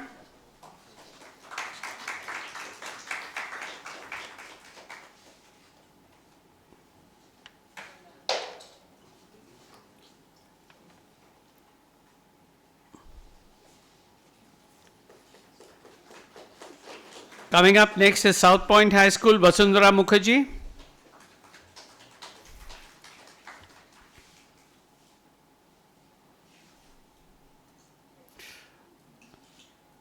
And do face the cameras, don't be camera shy.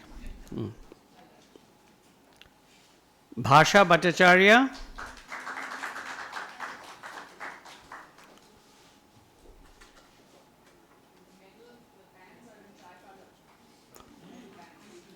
Yeah, because we are on Independence Day Eve. Soham Bhattacharya.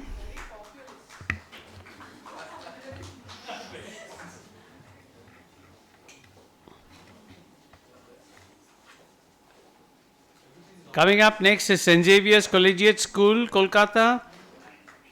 Deepdipta Roy.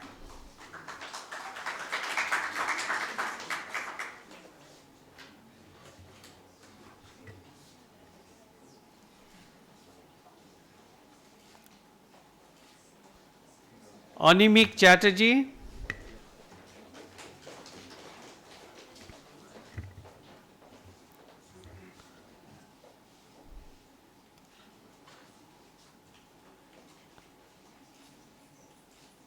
Adipta Mukherjee.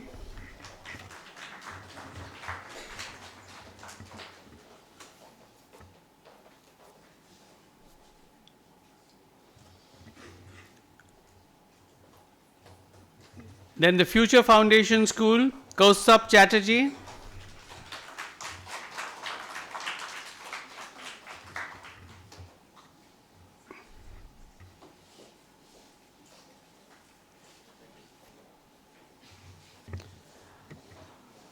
Rid Bhattacharya.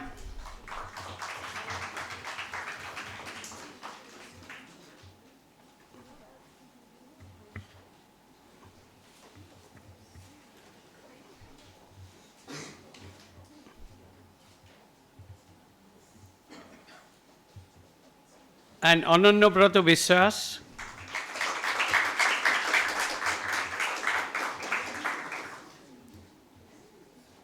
You can still fight for the stand-up comedian slot.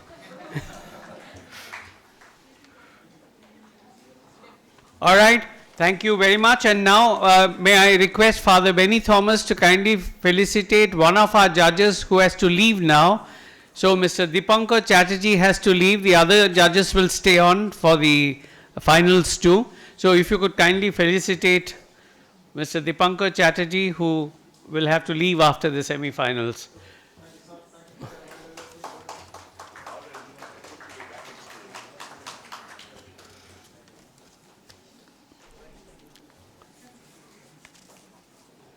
So he has to leave, so please say a few words on both the semi-finals and about the speaking in general, and if you have a piece of advice for the youngsters. I must say I am greatly impressed by the quality of the deliberations.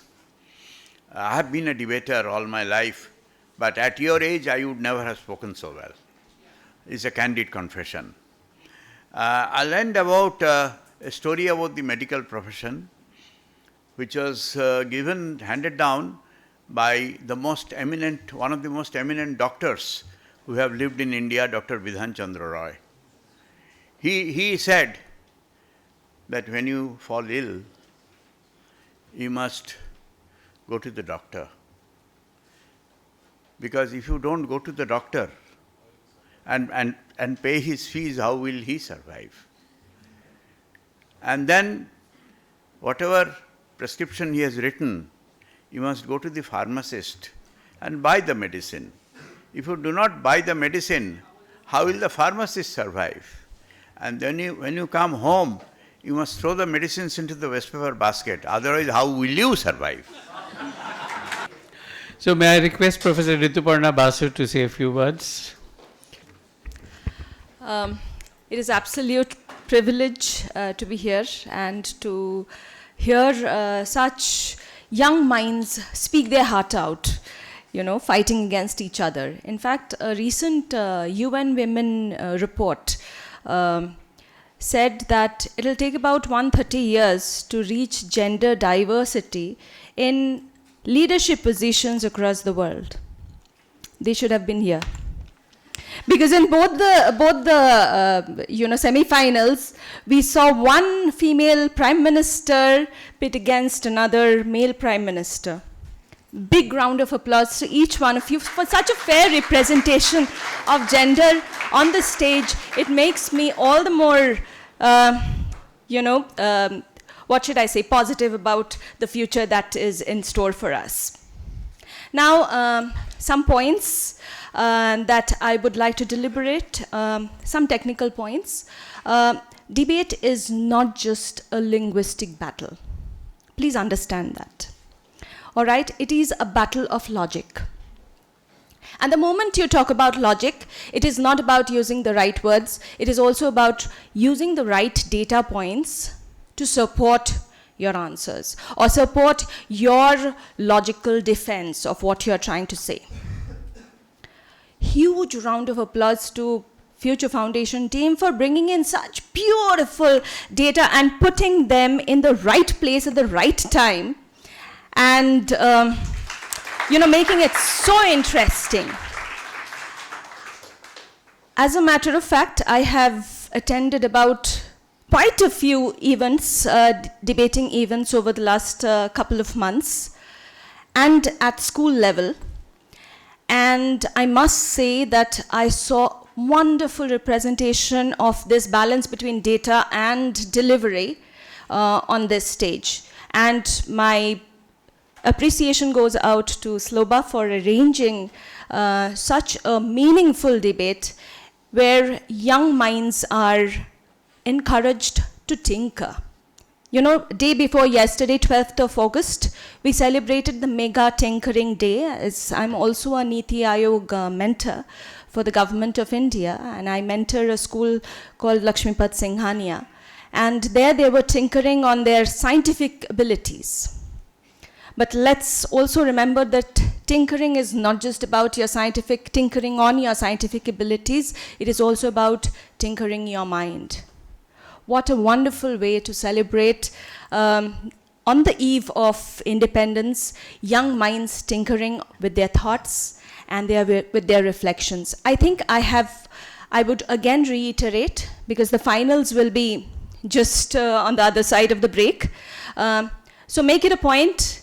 I'm sure the best teams will win, but make it a point that you fight against each other with the right kind of balance between logic, that is data, and delivery balanced with each other.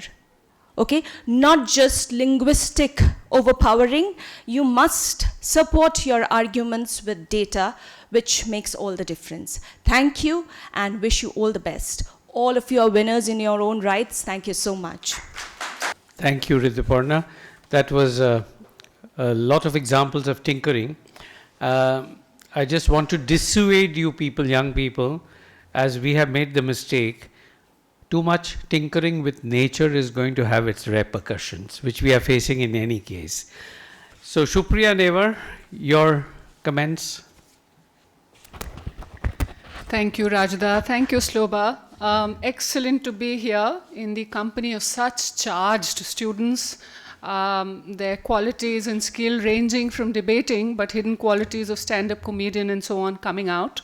Great to be here with you. Great to be in the company of esteemed judges. Like a diligent judge, I have actually noted down the points that stayed with me for each of you. And I'll quickly run you through it. And after that, I'll make some of my points. Let me start with the second motion, with the second semi-final, which is medicine is an overrated profession. At the outset, let me confess that I think that it is harder to, it's one of those motions which is harder to defend, in the sense that, is it overrated? Obviously, we all value our lives, we value the lives of our loved ones, our neighbors, and so on. So the lowest hanging fruit is, what would life be without life saving? In that sense, it is an overrated profession. No, it is not. It deserves every possible rating. Would be, the natural, logical, obvious, easier argument. But I think the other semi-finalists could have taken on some other points. For example, you did very well, hard one to do, but you did mention things like sanitation workers or so many other professions. Teachers came out. All of us sitting here, let me switch. What happens if for 24 hours our internet goes off?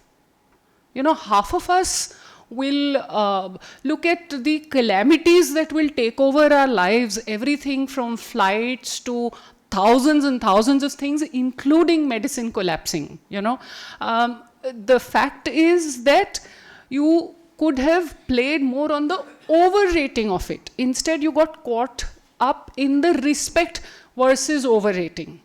The whole idea is, will I respect medicine as a profession? Oh yes, of course, because it's so obvious all of us value our lives. But not all medicine is about critical care. A cold heals itself. The body has its power, natural power to heal itself. And what about the egos that doctors have? The number of memes and cartoons that every even low-level councillor politician faces in his or her life. Go and ask a simple doctor that, what is this drug, or why are you recommending me this test worth thousands of rupees, and you will be absolutely shunned. So they can always, I'm obviously, this is not generalizing, but they're doctors and they're professionals and professionals. But the whole idea of overrating is what was your armor in an otherwise motion that favors the other side a bit more. Having said that, all your rebuttals, both sides, were superb, because really I think with more and more debaters having prepared speeches like this, and I'm afraid almost all of you had sheets of paper with you and you kept looking down, which is perhaps the only minus point that almost every speaker will take home and perhaps think about. The rebuttal is where your skill, spontaneity, style, logic, charisma, all of it plays up. a rebuttal needn't be perfect, but it has to have, it must evoke and arouse, some response, which is original, which is spontaneous. That is why the organizers keep 10 marks for rebuttal. So, and so many of you flourished, blossomed, showed your real colors when it came to rebuttals because they weren't prepared. Very quickly, Vaishnavi Roy, the exaggerated glory, Aratrika, untouchability, which was an important point, Zafar, the fact that the pedestal must be lowered, and how many times does it really happen? The lifespan said, Kaustubh Chatterjee, I thought was a very well-structured, covered all your points and structured your debate well. Ridh spoke about the economics of good medicine, and the last speaker, of course, took it away with stand-up comedy sauce and what else, Barfi and so on. So well done. That was my summation of the second semi-final. The first one, of course, was a riot of a debate. I have to say that both sides, whilst you dwelt very amicably on democracy and populism, why did you leave out erosion? You eroded the erosion completely. They are not saying, look at the motion, look at the way it's framed. Democracy is getting eroded by our population. The word erosion means that there's a complete destruction, that there's no room for democracy left. And look at the headlines of the last 24 hours across the nation, where whichever side of the ruling that you stand on, the Supreme Court order and ruling is being challenged by simple activists, by simple animal lovers. They aren't flaunting their degrees. All they are saying is, this can't happen. So if democracy was getting truly eroded, how would people, ordinary people like you and me, take to the streets and compel the senior-most, the highest court in this country to relook at its ruling? Also, the minute we speak about democracy and populism, the usual standard figures that get quoted, of course, Hitler makes it. Interestingly, Animik Chatterjee, who only said blonde-haired, he never said gentleman. All of you jumped at gentleman. There are other blonde-haired politicians in the world, but he only said blonde-haired. And somebody, so that is populism at its peak, where blonde-haired only means one head today. But what about the other problem with all of us is we live from headline to headline. So Modi, Hitler, Trump, all of you covered. What about a simple muffler man who rose because of populism? He defeated the behemoths in Delhi, that party. The populism was anti-corruption and all of that. And look at his demise, and if demise means political sort of fall, if that doesn't augur well for democracy, what does? That finally the promise with which you came to power, you haven't delivered, far from it, you've completely compromised on promise. So that would have been a great example to take. Overall, again, a debate which I personally enjoyed very much. Brexit and Jenga, great analogy. Curse on society, said Bhasha. And burden of proof, said one of the Xavier speakers. Of course, blonde hair took it away. And catering to majority and quoting back the speaker. So well done, all of you. Looking forward to the finals, and may the best team win. Thank you very much. Thank you, Supriya. Thank you very much. I have a little confession to make. I love blondes. I don't like anything that is bland. So it's a question of choice. We are here for the results now. Without sort of keeping you in too much of suspense, I would like to say that the two teams that have made it to the finals are the Future Foundation School and St. Xavier's Collegiate School. You have an hour now, a break of 1 hour. There is a kind of lunch box outside for all the participants and the judges and the people who are there. So who's taking care of that? Anand, are you, or there is somebody taking care of that? And we reconvene here at 2 o'clock, and the motion for the finals, you please come up to me, I'll give it to you. Okay. So let's go into the finals straight away. The other judges have been already introduced in the morning. So Professor Anupam Basu, who was moderating the semi-finals, is now taking over as a judge. So I'm not reintroducing him. But the person who has joined us now is Dr. Kaushik Ghosh. So Dr. Kaushik Ghosh will take over as the moderator for this session. Dr. Kaushik Ghosh is an orthopedic surgeon, public speaker, actor, photographer and writer. An alumnus of Don Bosco School, Park Circus and Calcutta National Medical College. He has been a regular speaker in the city circuit for the last 40 odd years and was the secretary of the erstwhile Calcutta Debating Society and is currently in the Calcutta Debating Circle under the able guidance of Dr. Kunal Sarkar. As an actor, he has worked in over 44 Bengali and Hindi feature films and myriad telefilms, web series and talk shows, print and electronic advertisement campaigns. As a professional photographer, he has had 14 exhibitions of his works and has published 12 books on photography. He has published his Annal of Poetry from Oxford University Press. He identifies himself as a practitioner of several professions, and he writes, yes, yet master of none. That is his version, we know otherwise. It would have been very apt if he had been there for the semi-final topic of medicine as a highly overrated profession.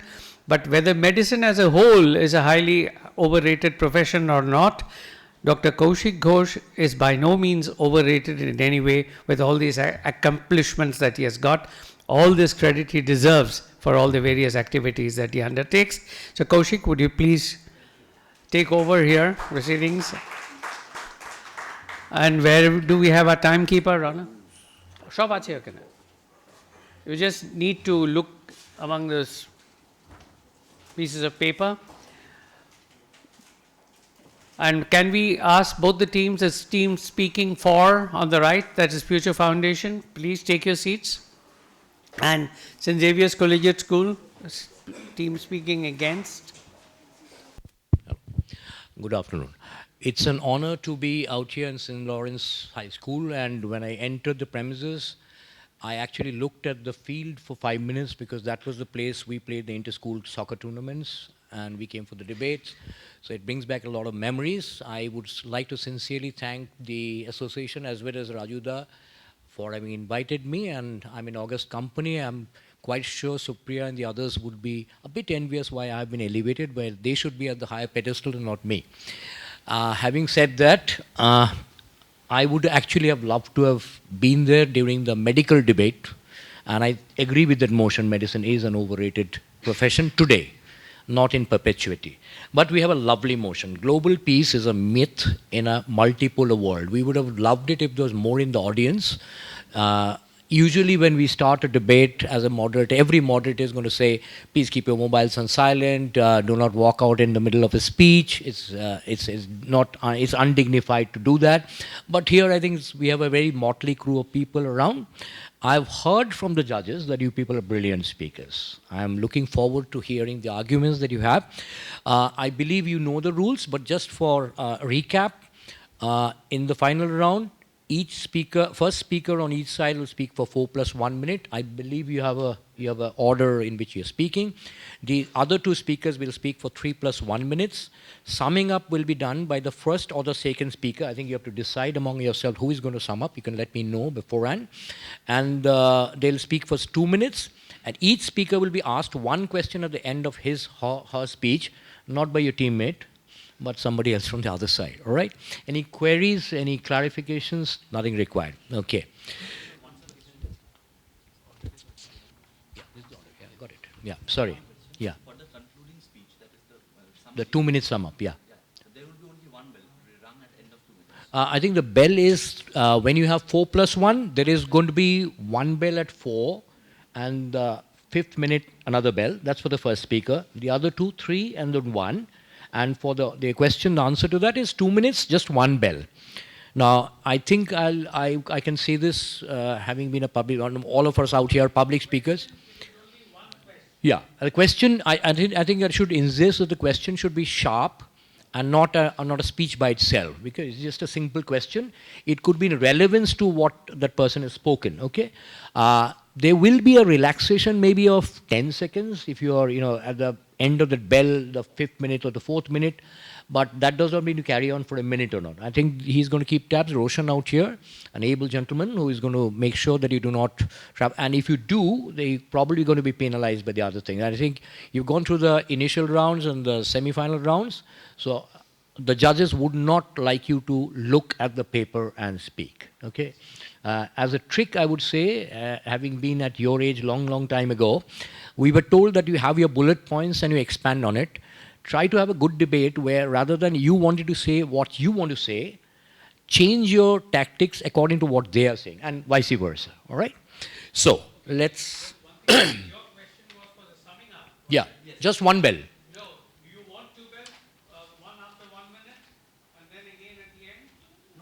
No, one bell is enough here. Because yeah, I think because 2 minutes is such a short span of time, if you have one bell at 1 minute, you get disturbed. So you just finish it off, okay? So, we are going to talk about global peace is a myth in a multipolar world. I'd just like to say one thing, that tomorrow, this motion should have been debated tomorrow after the Mr. Putin and Mr. Trump meeting. So you can actually predict what is going to happen out there. But we were also discussing with one of my co-judges that probably the UN is a defunct organization now, and it's not just the Ukraine war or the Gaza war which is going on. There are actually right now 17 wars which are going on all over the world.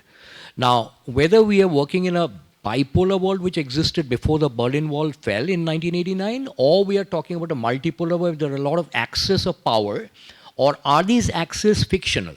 Is it that actually all these multipolar worlds actually compress into 2 or 3 poles? That is probably the ground reality on which the debate should proceed. Okay, let's hear you people. The first speaker, Future Foundation School. So you're speaking for the motion, right? Kaustubh Chatterjee. Hello, check, mic check. On a self count of 3, 2, 1. Ladies and gentlemen, the motion of the debate is global peace is a myth in a multipolar world. Now I want to deal with the word global peace. Do you know what global peace reminds me of? It reminds me of that one friend who tells me, don't worry, I'll pay you back. You believe them the first time, you believe them the second, but by the third time, you know you are never getting that 200 rupees back. We have been promised global peace for decades, and yet here we are, wars on the news, sanctions in the headlines, and leaders shaking hands in public while planning to kill each other in private. We live in what experts called a multipolar world, meaning a multifaceted world where there's not necessarily 2 distinct poles. We are told humanity is mankind's destiny. We are told peace is humanity's destiny, the summit of a civilization. But you see that summit is not necessarily Mount Everest in the matter of global peace, but it is quicksand. The more we step onto it, the more we sink into mistrust, into rivalry, and into competition. I'm not here to crush the dream of peace today, but to reveal its true face in today's modern world. I'm here to tell you with a smile, and of course with proof, that in a multipolar world, global peace is not just possible, it's impossible. Not because humans don't want peace, but simply because the very system we live is designed for such a system. My first point would be how power is inherently competitive. Let's take a jungle. There are 5 tigers in the jungle, okay? And they'd make a pact amongst themselves. I'll take the north, you take the south, none of us will meddle with each other's lunch. That sounds amazing, right? That doesn't happen. Lions and or tigers or whatever you may call it will fight when food is scarce. They will compete, they will challenge, they will fight. That is a world today. The US dreams of retaining its crown. Russia dreams of regaining back its old empire. India dreams of its own century, and smaller nations want to be the dark horse in this entire story. But you see, this is not bad manners. It's the basic human nature amplified by war and by power. History calls this the Thucydides trap. When a rising power threatens an existing one, conflicts follow. Look at history, Athens and Sparta, Britain and Germany, the US and USSR. Everything but lasting peace. You know, asking for peace in a multipolar world is like asking 5 Michelin star chefs to prepare you one dish during prime time, but giving them only one stove. The knives will come out in time, but not necessarily for cutting vegetables.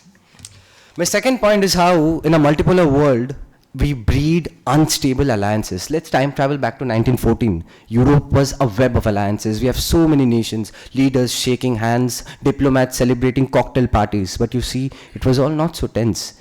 It was just like a WhatsApp group with your frenemies, all smiling in public, smiling eyes, rolling eyes in private. Then one assassination in Sarajevo and boom, the entire system collapsed into World War I. Today the script is the same. NATO allies argue over strategy in Ukraine. BRICS members criticize Western dominance while signing billion-dollar treaties themselves. And Middle Eastern rivals shake hands with their own rivals while funding their own each other's opponents. In a multipolar world, alliances are like celebrity relationships, dazzling on Instagram, but the moment there's some better PR opportunity, it will change immediately.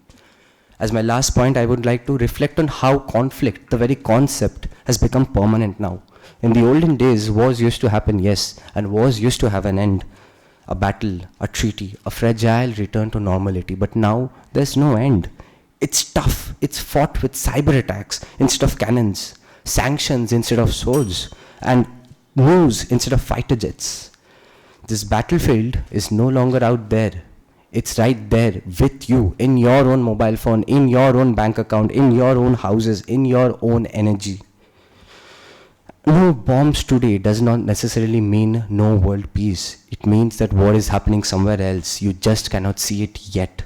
So why do we keep talking about peace? Because it's comforting. Politicians sell it to win elections. Diplomats sell it to justify their actions. And Hollywood sells it for a feel-good feeling. As I conclude, I would like to quote George Orwell, who warned the greatest danger is to see things not as they are, but as we wish them to be. I'm not here to kill hope. I want to save it from delusion. Believing in global peace in a multipolar world is like believing that the ocean will remain calm forever. It's just the surface telling you that it's stable, but deep down the currents are still getting tugged in the opposite directions. The truth is this: peace is not the absence of conflict. Peace is the art of keeping conflict from burning the world down. Ladies and gentlemen, here's the final thought that I'll leave you with today. If we keep waiting for world peace to agree, we'll not have anything left behind by the time we decide to take action. Thank you, everyone. So, who from St. Xavier's College is going to, yeah, what's your name, please? Devdit, okay, yes. You can take this microphone. Okay. Kaustav, you mentioned how the BRICS countries are criticizing the West on one hand, while also signing million-dollar treaties with them. Yeah. Isn't this just showing how they are overcoming their differences and coming on a common ground of harmony? Not necessarily. I think you might have misunderstood my point, because BRICS members are trying to appear as if they're allies on paper. And they're trying to appear as if they're criticizing Western policies, when in the meantime, they're actually going on with all of the dirty politics in the back. All of us are aware of this. And it's not necessarily a way in which they're wanting to establish or better their own current relations. It's just for showing the world that, look, this is a system and we are trying to accommodate one another's place in this world. When in reality, wars are not being fought in the battlegrounds right now. It's all being fought right in front of you while you are blind. Thank you, everyone. Very nice. Yeah, you can take your seat. Before I call the first speaker from St. Xavier's, which is Devdit, 2-3 points. One is the word myth. Now, in general, we tend to think a myth is a falsity. But every myth has its seeds in some kind of truth. It's a legend. So maybe it's, magnified, maybe it's imagined, but there is a core kernel of truth in every myth. So that probably could be a very key word in the motion. Second thing, human beings are unique, okay? You gave the example of lions. This is taken from a David Attenborough documentary, which is probably the best. If you have a lion who is just fed and a deer passes by, the lion will not attack the deer. Okay, that's the rule of nature. And all carnivores, whether it's lions or cheetahs, all of them, they have their territories. Now, within the territory, they will not fight amongst each other. A cheetah has a territory, it will fight if the other cheetah from another territory comes into that territory. Otherwise, it doesn't. So, that probably is what you're talking about, BRICS or NATO, whatever. Are the alliances created to create peace? Because that's what, as you said, human beings want. And the last point I would like to make, what is a multipolar world? The bipolar world, as we know in politics, only existed from 45 to 89, 1945 to 1989. Before that, in human civilization, you've always had a multipolar world. Particularly since you mentioned 1914, there were actually 48 principalities and kingdoms in Europe. Whether the war was only triggered by the assassination of Archduke Francis Ferdinand Sarajevo or not, that's debatable. So, carrying on from that, the St. Xavier's Collegiate School, Devdeep Rai. Hello. Yeah. Members of the House, when we talk of this truly relevant motion today, it becomes very important to identify the key terms which shall be determining how this debate goes. I think Kaustubh put it the best when he said peace is not the absence of conflict, it is the art of keeping the world from burning down. Ask yourselves, members of the House, is the world burning down? When side opposition speaks, you'll understand it isn't. Now, members of the House, as Sir rightly mentioned, a myth is definitely falsified. And what the side proposition also agree upon is the fact that a myth is something which cannot be realized, which is not material. And yet, when we talk of global peace being a myth, there is a huge objection from the side opposition because of what we see day to day, as we shall be laying down. The most important concept in this motion would be the multipolar world. Now, the multipolar world definitely has a historical anecdote coming with it. What it talks about is not only rising powers, but it talks about global alliances in this day and age. What we understand best by it is the rising and emergence of various spheres of influence, political, social, economic, in different countries across the world. Spheres of influence, again a word which had come up during the time of the bipolar powers, is now coming in for the multipolar powers, because they are gaining relevance. What makes a country a part of this multipolar world? Their growing relevance. Now, seeing that the side proposition thinks there can be no practical realization of global peace, which is again not merely a difference in opinion or difference in policy. Global peace is only going to be a myth if all the countries are at war with each other. Let us not realize, members of the House, we are not talking of skirmishes. We are not talking about small-scale battles between different countries. These are battles, these are aggressions which emerge and get aggravated because of unipolar factors. If a particular country wants to take over, or a particular country has an objection to the sovereignty of another country or a particular ideology, that is unipolar. That is bipolar when there are two factors fighting for and against that. But the resolution of these conflicts is almost always a multipolar one. A case of aggression would be with Trump's tariffing, and just very, very few days ago, we saw him do it to the BRICS countries, and the BRICS countries got united as a forefront to criticize that, to jab at that. So when Kaustubh mentions the BRICS countries as something hypocritical, it is not so. They are safeguarding each other's multipolar economic interests. Now, power may be inherently competitive, members of the House, but exchange is inherently enriching also. Let us understand why the world became multipolar in the first place. With the increasing diversification of globalization, with more and more economic relations, and with each and every nation being intertwined in their foreign policy with one another, it becomes very clear that these nations will never engage in a war that also makes them feel defeated, which they lose out on, even because the wins can never be justified as greater than that. We have seen in history what has happened due to the world wars. the world collectively does not want to enter into something like this. Members of the House, it becomes very clear that when we have leaders like Trump who wants to build a wall and keep his citizens separate from those down south, or we see somebody like Putin cutting off the access of American social media into his country. These are isolationist steps, members of the House. These are not steps which encourage one to go up against other countries. These are not steps of annexation. These are steps of isolation. Ultimately, the burden on the side proposition is to prove that in this multipolar world, a situation like World War III can come up in whatever form, which would then make global peace a myth. And the slightest amount of peace and harmony existing in our multipolar world would disprove that. Prove beyond a shadow of doubt side proposition that this absolute lack of peace, this absolute failure to keep the world from burning is what is happening. Members of the House, I go out on a very, very sordid note.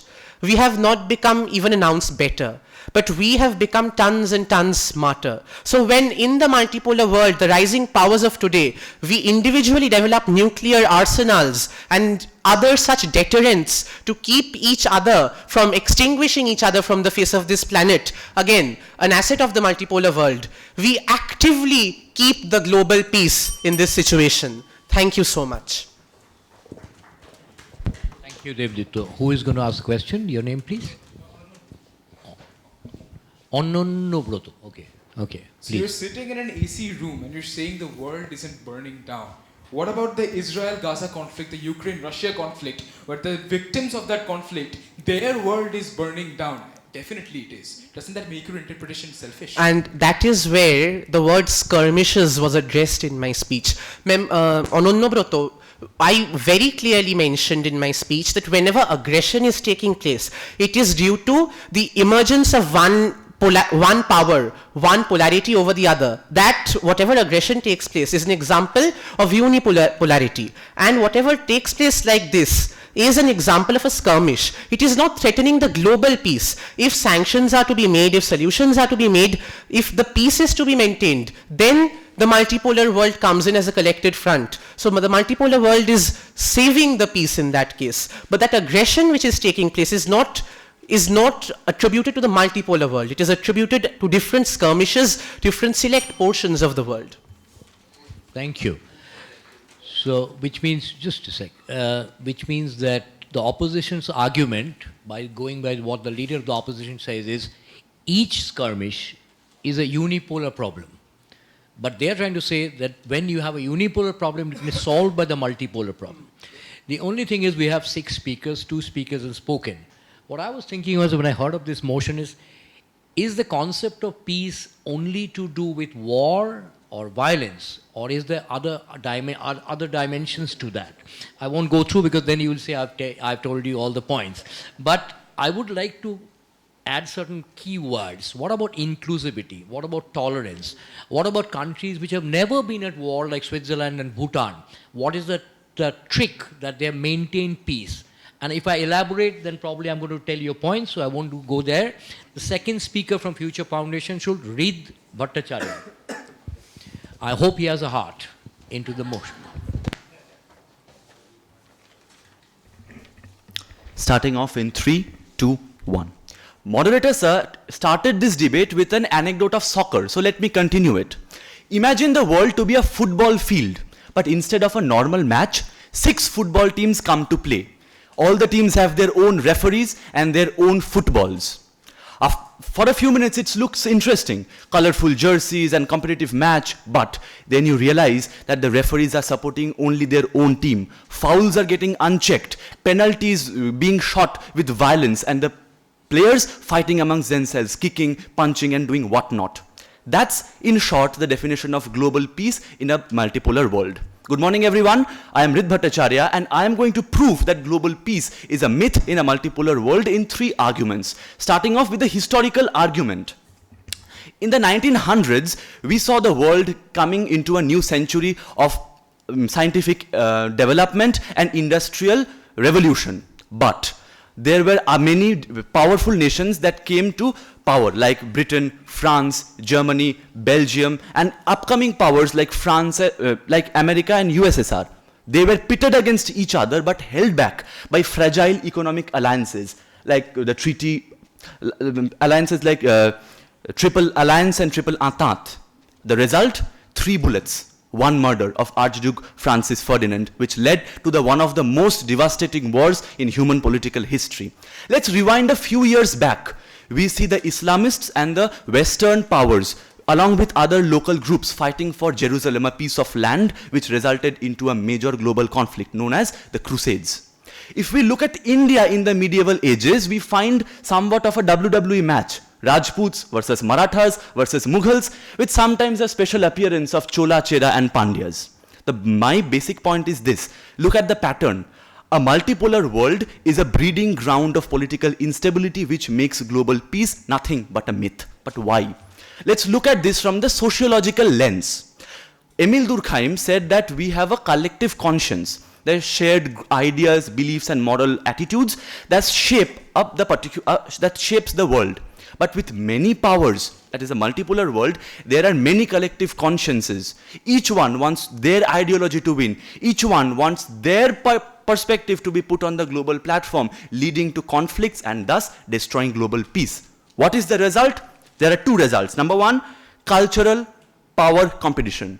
Each country or each power wants their culture to be established. We see examples like Cold War, we see examples like Vietnam War and other such wars. Number 2, economic weaponization. Today, warfare is not only fought on the battlefield, but also economically, using sanctions and tariffs and others. We see the person who wants to make America great again by taxing penguins is putting tariffs on India. Just like a child who says, "Ami kotha bolbo na," after his father gives a chocolate to his sister. I would move on to the third argument, which is the psychological argument, building up on my fellow debater's point. This is the Thucydides trap. Thucydides trap says, whenever an old power is crumbling, a new power comes to replace it. And sometimes, after some time, the new power will become an old power, and again a new power will come to replace it. This creates an unending circle of conflict, which, I repeat, makes global peace a myth in today's multipolar world. On top of that, United Nations has something called the Security Councils with 5 big members. They use their veto powers to neutralize the decision of the entire Security Council, turning a dream of a collective decision into nothing but a deadlock. I would end my speech with a report by the Munich Security Report, which says peacekeeping is becoming yet another casualty in today's messy multipolar world. Thus, I rest my case, but not my stance. Okay. I hope you do not get arthritis because of the stance. But the question from Sinzebas. Yes. You again or?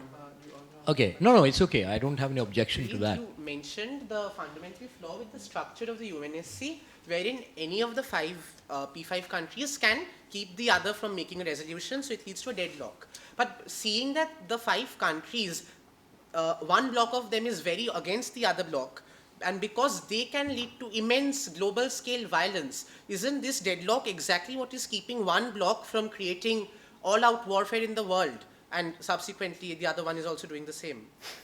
Who said that there is no all-out warfare in the world going on till now? Ruskin Bond says that 50 years down the line, the 2020s will be written as World War III period. As we speak, as moderator sir said, 17 full-scale wars are going on in the world. On top of that, 61 conflicts are going on in 2025, which is the highest since 1946. If your United Nations and Security Council is so powerful, is it so good, then why is the all-out warfare not stopping but instead increasing? I hope that answers your question. Thank you. Okay. So let me take an allegory from the human body. Because at least I have to do something related to medicine. So inside the human body, every minute there is a multipolar war going on. Okay? So there is an aging process where the cells are degenerating and new cells are coming up. We age because the speed at which the aging cells are going away is not being replenished by the new cells which are coming up. In spite of that, the human body is at peace. Now, I'm not saying whether this is an argument for the motion or against the motion, but that's an important fact. What we learned from Reid is that you have conflicts going all over the place. But what I would like to point out is all the wars that have ever been fought in civilization has come from financial reasons, economic reasons. Long decades ago, there's a gentleman called Babur who was in Fargana, and he won over Samarkand. And he suddenly heard that there were riches in India. So he came and occupied, and the Mughal Empire started. Similarly, the entire First World War was fought because of natural resources. The wars that have been fought now are being fought for money. Ukraine is being fought because there is rare earth metals. Earlier, the Ukraine war had been fought long years ago, probably when you were kids, was because of the pipeline. And everything that has been done is for money. So, yes, power is important in conflict, but probably the reason why we are always fighting is because we want more, and that is an inherent trait in humanity, that we always want more. Wherever you have seen that people have been at peace with themselves, there has been peace all around. There is a zone called the blue zone all over the world, where people have an inordinately higher percentage of people live beyond 100. And these are the places where sociologists have done a study and seen that they are the people who are content. Whether a human being is content, or a community is content, or whether a country is content will determine whether you have war. Removing 10 lakh dogs and killing them will not solve an issue, because tomorrow, instead of dogs, you might say a people of a certain religious community not wanted. And may I end with saying, long years ago, during the Second World War, there's a small little poem which I don't want to go to, but the last line was, "Then they came for me, and there was nobody left to speak out for me." That is probably where we are going. But then at the end of it all, whether there's going to be peace or war, we don't know. It's like a singularity in physics. I'll call on the last speaker for the motion, Ananyabroto Vishwas. Right? Sorry. Oh, sorry. I got lost. Animik Chatterjee. St. Xavier's College.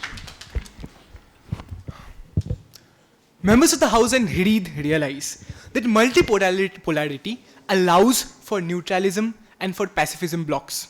Yes. In a unipolar world, everyone is a timid Bonko Babu, or everyone is an aggressive Hitler, or everyone is a neutral Jawaharlal Nehru.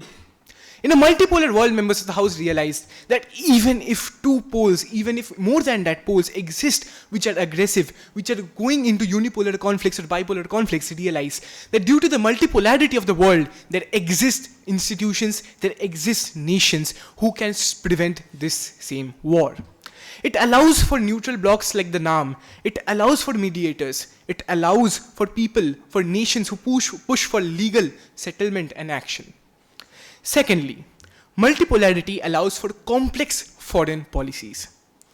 Let us realize that intra-nation economic institutions, their motive in a multipolar world is trade and profit. In a multipolar world, the intra-nation peaceful people, or the people with the woke mentality, their aim is to push for peace all around the world, which might seem utopian to people who are against peace, but are very much possible. And let us realize that this intra-nation multipolarity itself, combined with the multipolarity across the entire globe, that is what allows for peace to progress, members of the House. Our beloved Penguin Tariffer, who is so much against our beloved Russian judo master, imported $3.5 billion in 2024 to Russia. This same person who is so much against Russia, right? In the same year that he declared there are 2 nuclear submarines near Russia, in the same year, US trade with Russia increased by 23% in 2025. Members of the House, let us realize, and also Reid again realize, that global peace does not necessarily mean that there can be no skirmishes across the world. Let us realize, even if there are skirmishes between 2 poles who are fighting, other poles can always intervene, and that is the beauty and the benefit of a multipolar world. See, Pakistan and China, both are enemies of India. One terrorizes Pahalgam, other one fights a Sino-Indian war. However, China pushes for peaceful dialogue simply because India exposed $16.6 billion to China. Members of the House, let us realize that the very act of aggression, the very act of war or violence in the first place arises from isolationist policies. They are the rulers of the world, they should exist. However, realize that that is an action of unipolarity, and nowhere in a multipolar world is that specific action possible because of the system of checks and balances across the globe and within the nation itself. Members of the House, let us realize that this motion is not limited to our world. It does not say that global peace is not possible in our world. It simply says that it is not possible in a multipolar world, and which we are against. We as the opposition have tried to establish that it is very much possible in this one particular world which is multipolar, and there is a hint of global peace in that particular world, and it is not a myth which cannot be realized in that particular world. And hence, members of the House, we, the opposition, take the win for the day. Thank you. Hang on till you have a question, yes. So you talked about the existence of institutions, countries, which can prevent unipolar or bipolar conflicts. I beg the question, where? Sir, in a multipolar world, and in case you think that we are failing to realize it in this Earth, the Marvel Universe Earth, which you are based in, like logic.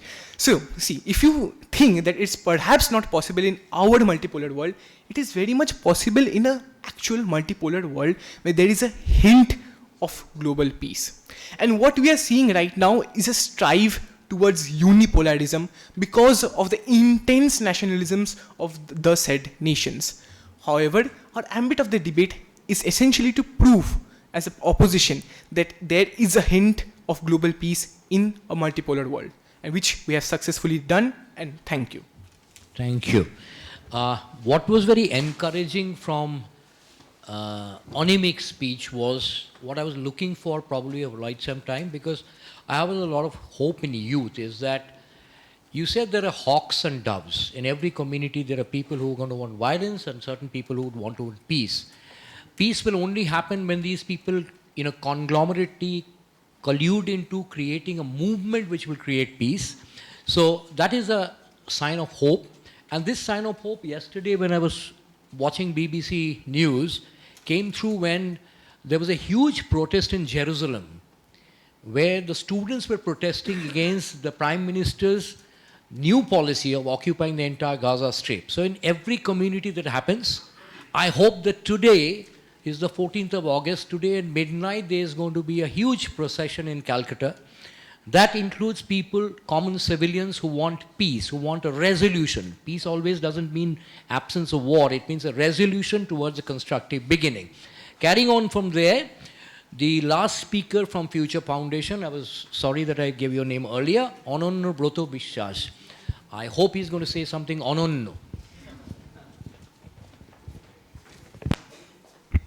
Originally, I was not going to take a piece of paper, but the amount of fallacies that I saw in this debate, I couldn't help remember all of them.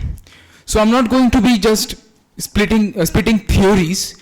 I am going to be providing hard facts, because the best way to demonstrate a multipolar world, which they have theoretically done, is by living in it. And we do live in one. Let's take sphere as an opinion.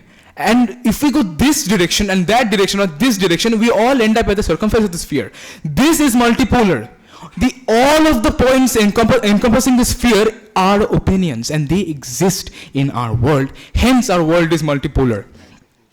I'll begin by stating how they believe that the world looks like a debate hall.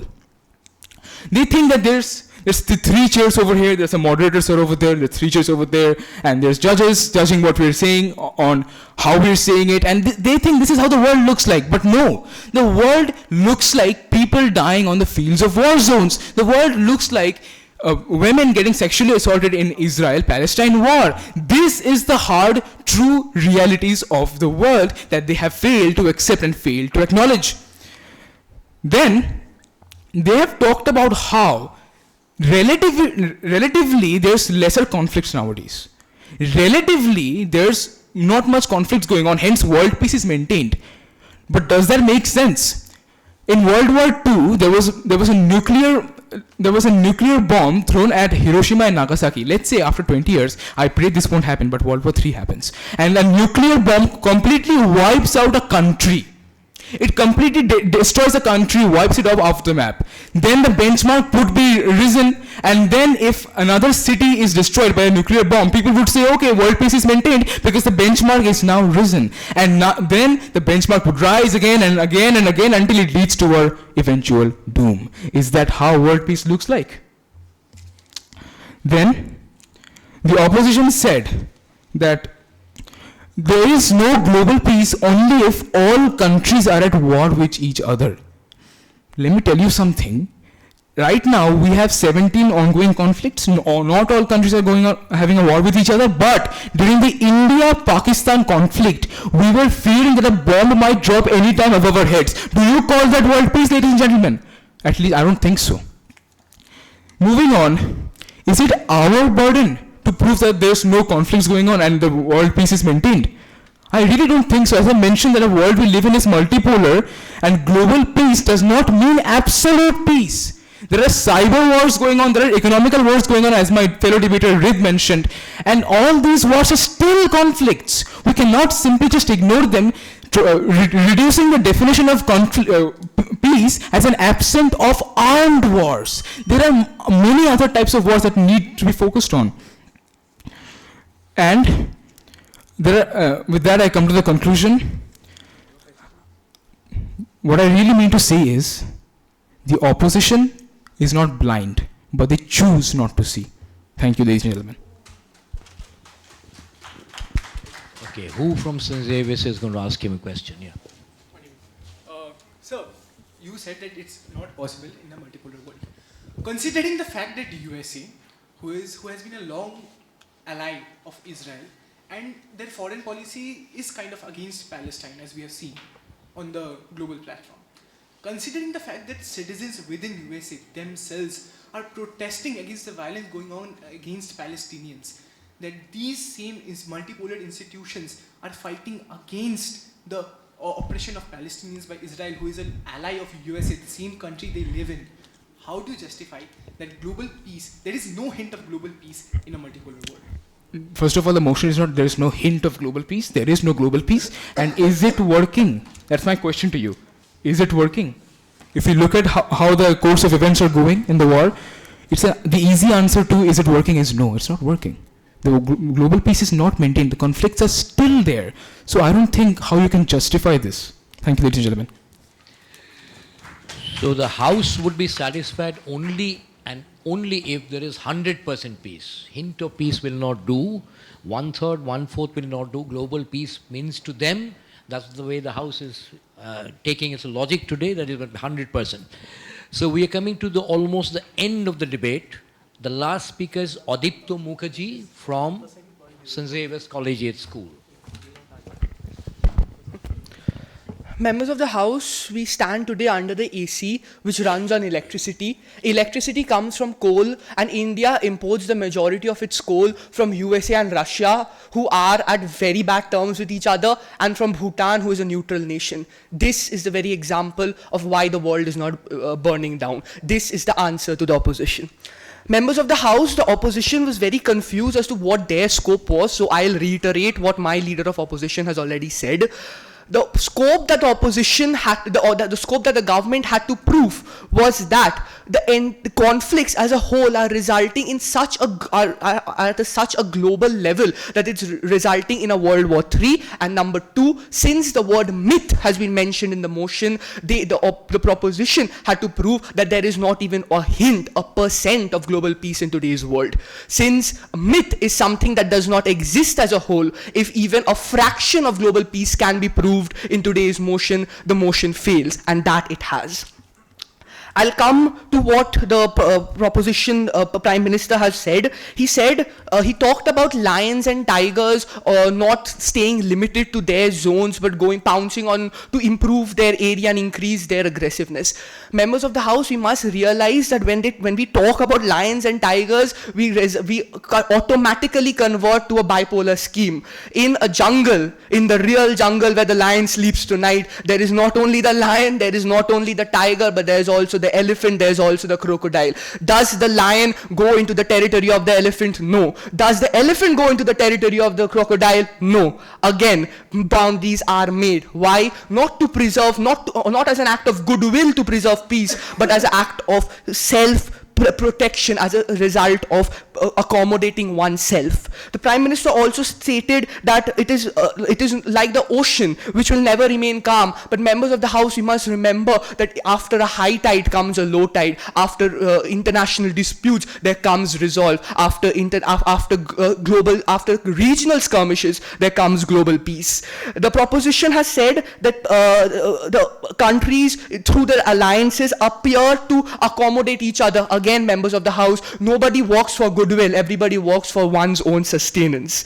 The proposition whip spoke about a number of wars. USA-USSR, again a bipolar war. USA-USSR war was bipolar until the moment the NAM stepped in, and then it became multipolar. And what happened then? Peace came back. We talk about crusades. Again, we go into religion, members of the House, that automatically becomes a bipolar world. In a war between Christians and Muslims, were the Hindus involved? No, it was bipolar. And in a bipolar world, there is no resolve. And that is not what the opposition is trying to go towards today.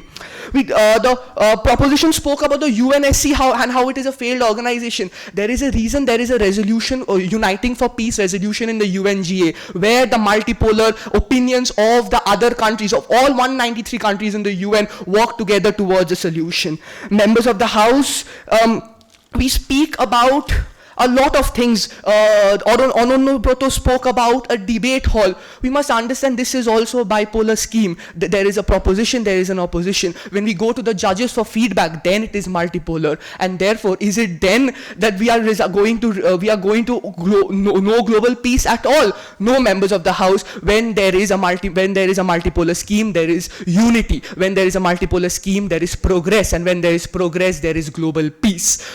At the end, what I would like to conclude with is that what the proposition says is that global peace will not be able to exist altogether in a multipolar world. What the opposition drives home is the fact that bipolar conflicts, regional conflicts of bipolar nature, have only one solution: multipolar resolves. Thank you. Yes, Rid. You're on no problem. Okay. I'll quote you from the beginning of your speech. Indeed, the opposition is very confused because the motion talks about global peace, not peace. You have to prove that there is global peace all around the world, not just a hint of peace in a certain part of the world which you cherry-picked. Will you do that? Okay. So the proposition asked me whether I am trying to prove if there is a hint of peace in a certain part of the world, when the situation of today's world is exactly the opposite. When there is a conflict, Sir talked about the 17 conflicts, those are bipolar conflicts. Whenever multipolar resolutions are adopted, whenever more than two countries get adopted, peace is ensued, resolutions are reached, a common neutral ground is reached. And again, the proposition has a problem with regional conflicts as a whole, not with global conflicts, and that is what fails today's motion. Thank you. Thank you. So we have come to the end of the very, very engrossing debate. I think I'll allow the three judges to tabulate the points, and before I pass some remarks, I would. Oh, you have a summing up. So I think the opposition will sum up first. Okay. So who is summing up? You are. Okay. All right. You are Kaustubh, right? You're Debdipto, right? Yes. So I think Adipto put it best when we spoke about disagreements born out of a bipolar situation. And this bipolar picture is also what presents itself in the two understandings which the two sides had about this motion. While side proposition kept on harping, albeit towards the end, that we have to show that there is a world without an inch of conflict, what the side opposition actually laid down as a burden, properly as it should have been, was how the proposition can say that global peace is a myth, when in fact the entirety of the world is not coming under the influence of global conflict, when the entirety of the world is not burning down. Why do we emerge on top? Because that burden on proof, members of the House, was laid and built upon by our subsequent speakers. I think it's a very correct thing to say that whenever wars or wherever conflicts have taken place, they have been because of annexure, because you have wanted to gain something. It is the struggle for existence, as Darwin so blatantly pointed out. And for that very same reason, we do not want to harm ourselves for the great amount of risks which come with it in order to get so-called benefits, especially in this multipolar world where other countries with similar spheres of influence are aligned with a particular country, and B, there are immense number of deterrents, nuclear or otherwise, as well as other means of power which can be used as defense. Members of the House, the concept of pluralism in this multipolar world is something which the opposition does not realize. In a multipolar world, we work together for a common goal which is definitely more defensive than offensive, looking out for each other's interests. That is pluralism which keeps global peace intact in this world. When I asked Reid about the UNSC deadlock, what was very clearly portrayed is a lack of conflict leading to peace. So whenever war takes place, whenever there is a mobilization, it is unipolar or bipolar. But when so many cooks come in, they always spoil the broth. And in this case, they spoil the desire to be violent. They spoil the desire for conflict.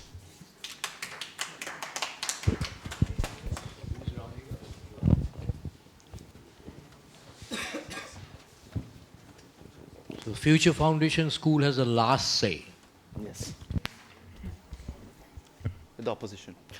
So, I appreciate the opposition for brilliantly using a logical fallacy. Every time they mentioned war, they did not say war. They said skirmish. That's what my mother did when I was young and my grandfather died. She said, your grandfather lives in that star over there. Let me tell you the real truth. Wars are going on in 17 different places in the world, as we have said hundreds of times in our arguments.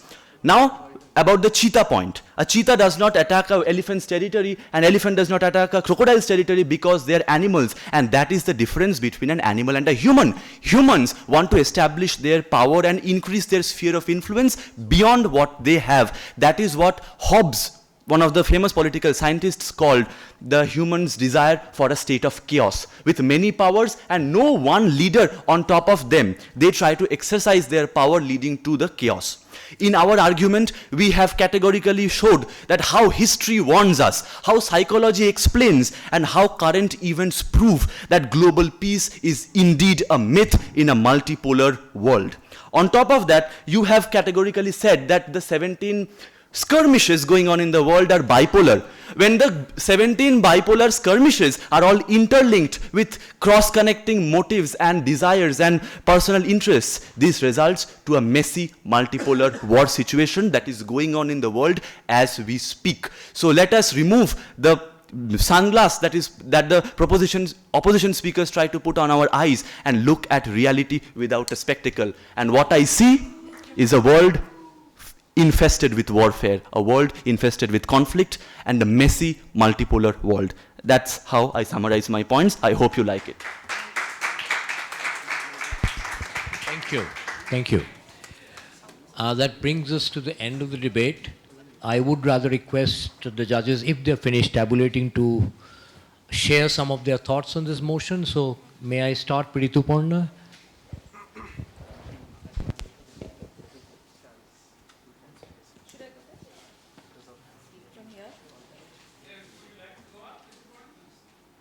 I think it's better to go up so that everybody can see you when you're speaking.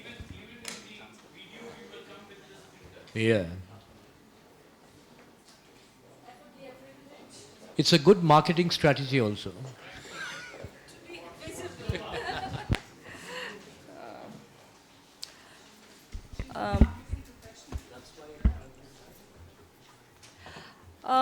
Again, thank you very much for making me a part of this scintillating, finals of the Slova debate. Great show by both the teams. Because I've been hearing you from the semi-finals, and I think both the teams did a wonderful job in terms of, using that 1 hour of your prep time to, prepare for a speech, an argument which is balanced with delivery as well as with data points. As always, as a social scientist, I harp on data, data, data. I was actually hoping that you would say that the World Global Peace Index 2025 actually shows a 0.36% decline this year, which is the all-time highest since the World War II. I was hoping that you would say that, and that would have made the opposition's point a little more difficult to set a strong argument against that. But nevertheless, both the teams did a very good job. Now I'll come to some of the technicalities of debating. As I always harp on the fact that, yes, delivery is important. Amongst delivery, and data is also important. But when it comes to delivery, you must understand that, yes, linguistics are important, but non-verbal communication is equally important. You know, how you are communicating non-verbally has a lot of role to play in the judge's mind, in the judge's perception. You know, when you have a finger like this, it's a sermon. You know, the first opening speech went like this, this, and this. You're not Gautama Buddha over here. You're not sitting under the Bodhi tree and giving a sermon. And there were others who did like this. So you can understand the position of the finger can actually change the way in which you are delivering the same content. So be a little more mindful about that. While you guys are excellent in terms of choosing the right kind of content, thanks to AI, I'm sure. How many of you did AI before? None of you? That's incredible. But let me tell you something. AI is also a great enabler. You should have done that. A little bit of AI doesn't kill you. You know, because human intelligence cannot be replaced by artificial intelligence, but especially when you're having a very short period of time, AI can be a great enabler in making you more efficient and effective in terms of utilizing that time to the most. That's great. Now, as I said, non-verbal communication, be a little more watchful as to how you're presenting the topic. A little bit of aggression is important. And another very important thing to remember in this particular format of the debate, it is a team game. It is not a one-on-one kind of a debate format. So you have to understand that when it's one team against the other. So you will have to synchronize your content in such a way that you guys stand together as a team, you know, trying to argue against the other team who is either the opposition or the proposition or anything. So have that synchronization in your team that would just make you a little more effective than you already are. All right, my best wishes to both the teams. Both of you are winners in your own right. One team would be a little more lucky, maybe today, but all the very best, and thank you once again. Professor Basu.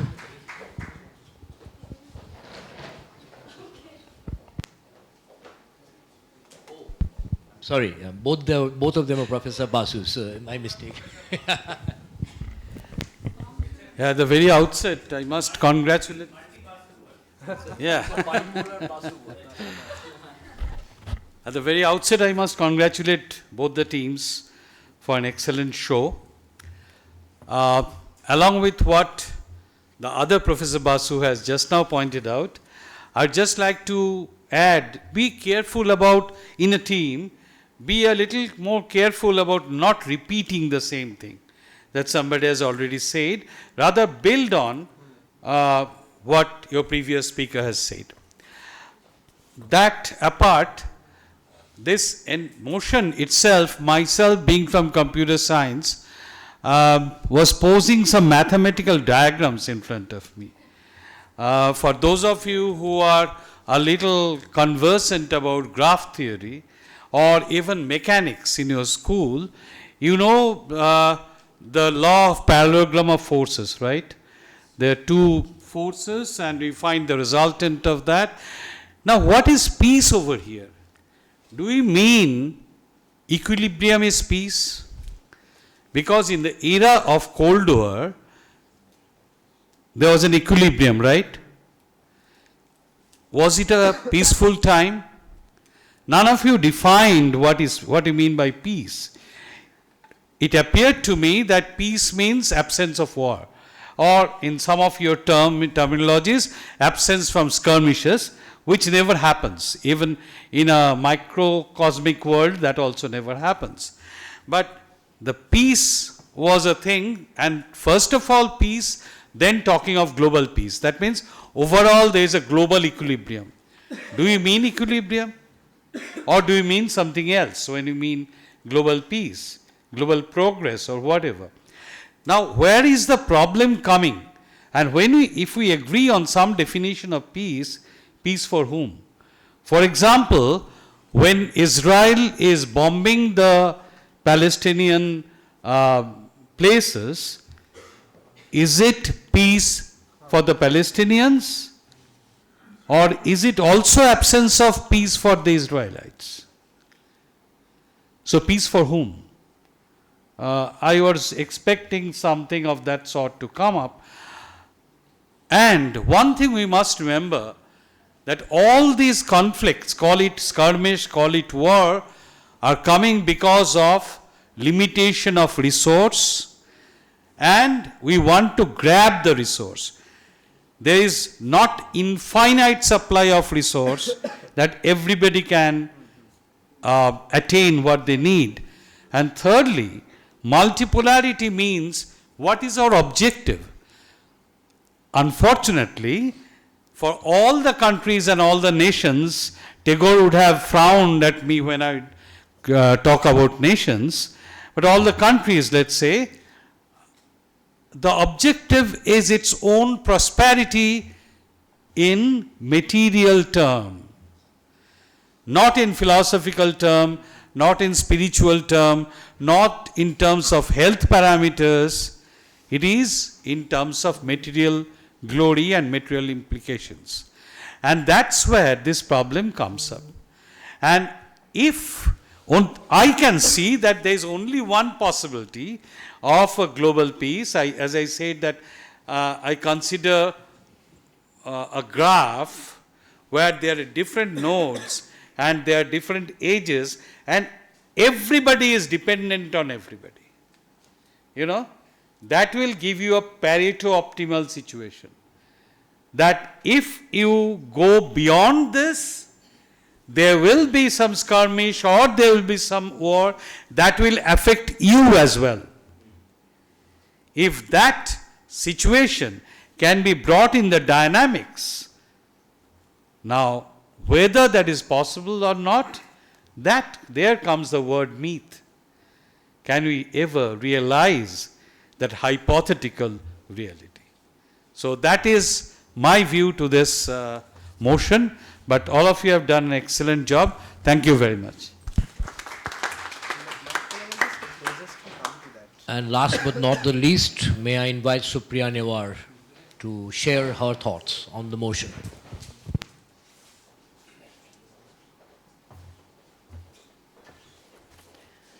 you, moderator sir. I'm stepping away so that I can look at even the St. Xavier's boys. I think whilst if we had food during the lunch break, they had food for thought, and incredibly well done. I mean, to prepare within an hour for a motion which is this loaded, every single word has so many connotations and interpretations, everything from global peace to peace itself, to global, to multipolar, to myth, to everything. What I'm going to try and do is go team-wise. All 6 of you are absolute stunners and winners without a shadow of a doubt. First, the Future Foundation. Do you boys play soccer, all 3 of you? Well, you are clearly the goalkeeper of the team, because the way you, no, I'd say that for Nobroto. Because, it's like everything that is thrown at you, you'll block it like a goalkeeper. I've noted your concluding line that my opposition is not blind but simply chooses not to see. Sometimes what happens is in a debate, and particularly all of us have only limited attention, including your own team members.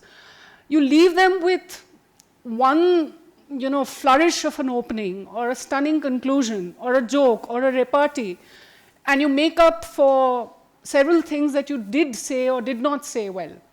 So I think that is your quality as a debater, and one that you should stick to and develop. Rid, again, I enjoyed your soccer opening, perhaps inspired by the fantastic fields of St. Lawrence. Kaustubh, as usual, Michelin star, that was a great analogy, that when the chefs come out, the knives come out not for chopping of the vegetables, but for the guillotine. So good job, all 3 boys. Again, I think, given the world that we live in and the headlines that we consume, and not just the headlines, every single minute, the number of beeps our phones take. 17 wars, Gaza, Palestine, Israel, Ukraine, Russia, India, Pakistan, the list is endless. May I say that you had a very large basket of ongoing war and skirmish to choose from to establish your proposition. I'm not sure how you all choose who gets to propose and who gets to oppose. Is it by? I'd say that in that sense, you had a lot of stuff to talk about, and you built on it well. So well done. Coming to St. Xavier's, I'd say a tad tougher job defending such a motion. What I noticed is all 3 of you spoke very well, and largely, I think as a team, you all decided that you'll play on the word multipolar, because you kept on saying that had the word been unipolar or bipolar, global peace would have continued to be a myth, but because of its multipolarity, there is a continued possibility and probability of peace, which you continuously tried to present and establish. And also, Adipta, I think you said that unless and until you completely rule out that this world today does not have even a fraction of a peace, your motion doesn't stand. So you went for the fact that if there is even a modicum of peace that exists, global peace in the world, the motion doesn't stand. How much of the ongoing war is a skirmish, I'm not sure, since you use that word over and over again. But again, the isolationist policy was also well noted, and so on and so forth. So, yeah, well done all around. The rebuttals were good and so on. A couple of thoughts that I had, 2 and fairly tangential one, if you'll indulge me for a moment. There's a book by P. Sainath, which is Everybody Loves a Good Drought. It's got nothing to do so-called with global peace.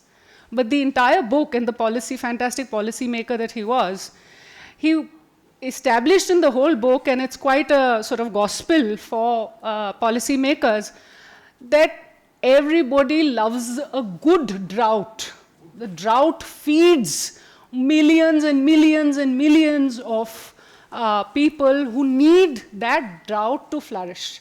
Similarly, the so-called war and the skirmish and, these zones, battle zones, they actually feed the powers that be. So sometimes, just as one of the speakers pointed out that the handshake is a farce, sometimes the verbal assault is also a farce.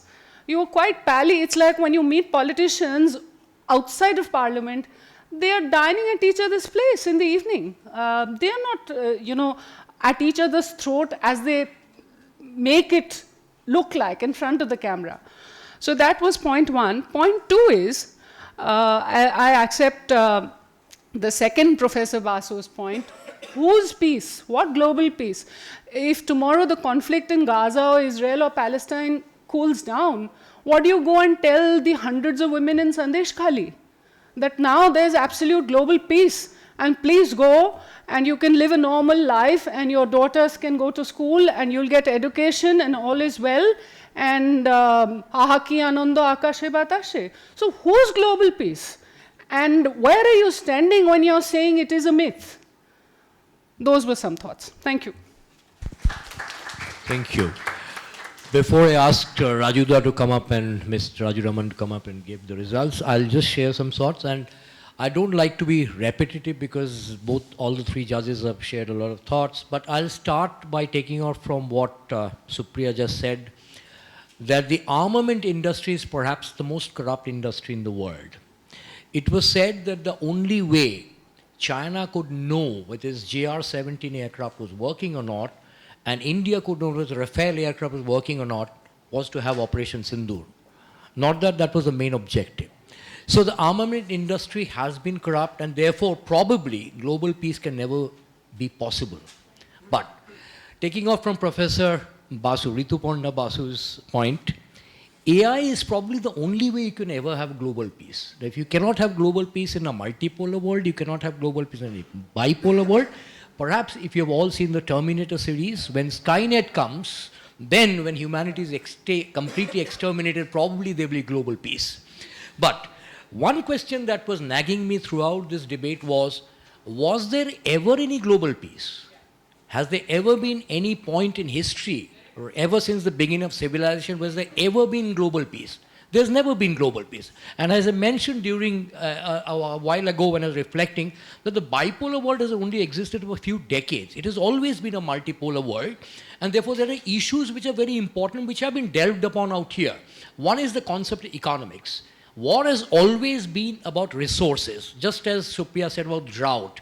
It's just that certain things have to move, the engines have to move. But then it brings us to a very pessimistic ending to a thought process. I think a debate is never a debate. It's a food for thought. And what I loved about peace, the way peace starts is, which we used to have when we were debaters in school and college, was we were great friends. Just as the parliamentarians actually go and dine outside, I was watching the body language between the opposition and the house because they're smiling at each other, which meant that they were great friends outside the debate hall, which is probably the secret ingredient of actual global peace. Because it is impossible statistically, if I may take a leaf out of the mathematician Professor Basu's book, it is impossible to reach singularity, to a place where there is absolute global peace for every individual. It is not a tenet of nature. It will never happen in nature among lions, tigers, even scorpions or centipedes. So it cannot happen in human beings. But where is the hope that we have? Just as you people are friends, everywhere there is always a concept of hope. Long years ago in 1948, when Israel was formed, the first person who was actually invited to be the president of the newly formed state was Albert Einstein. Einstein said no. And his answer was, politics can always be for a few decades or a few centuries. An equation stays for eternity. So where science wins, where culture wins, where humanity wins, that is the trick to peace. Now, long years ago, there was a gentleman, Klaus Fuchs, who was an Austrian Jew physicist who emigrated to Canada and then to US. He was part of the Manhattan Project. In England in the 1950s, he was tried for treason because he had passed on the entire secrets of the fission bomb to the Soviets. He was incarcerated for 14 years. He served 9 years in prison, went over to East Germany and became the head of the nuclear physics division out there till his death in 1979. His excuse was that I've contributed to peace because if you had a unipolar world where the fission bomb belonged only to the United States, you could never have peace and stability. So it was my moral duty, not as a communist, but as a global citizen, to hand over the secret to them. I'll end by two things.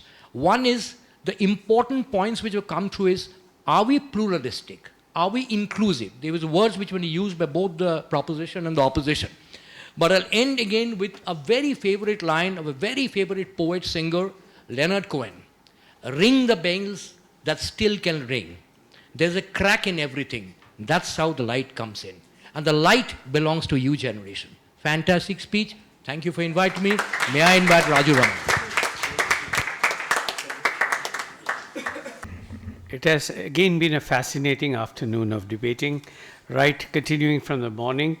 As Dr. Kaushik Ghosh just now said, he said, has there ever been global peace? But at the start of civilization, who thought global? Who gave a damn about anything global? It was everything local. Beyond the local, there was no global, you know. The kind of global things we are talking about is a new phenomenon now. Globalization, if we may call it, was also a phenomenon of the 1990s. So it's only in more recent times, and little before that, the Cold War and so on, that's when we are thinking beyond. Otherwise, you know, in olden days, who thought of beyond their own territories or padas or villages or even their own states over there? Now, Rituparna Ghosh, the first Professor Basu, gave you a very nice lesson in mudras, yeah? How to use mudras, dance mudras while speaking, right? So if you're speaking in this way, it means something, but most of the photographs that appear in the newspapers nowadays, if you open the last 4 days' newspapers, of this person whom we called a blonde gentleman in the earlier debate, is always like this. Yeah, if you see, it is always like this, right? So what happens if you're speaking like this, and what happens if you're speaking like this, and what happens if you say, আমাদের দেশে SIR করতে দেব না একদম, yeah, is another way of moving a finger left and right. So yes, it does matter. Yeah.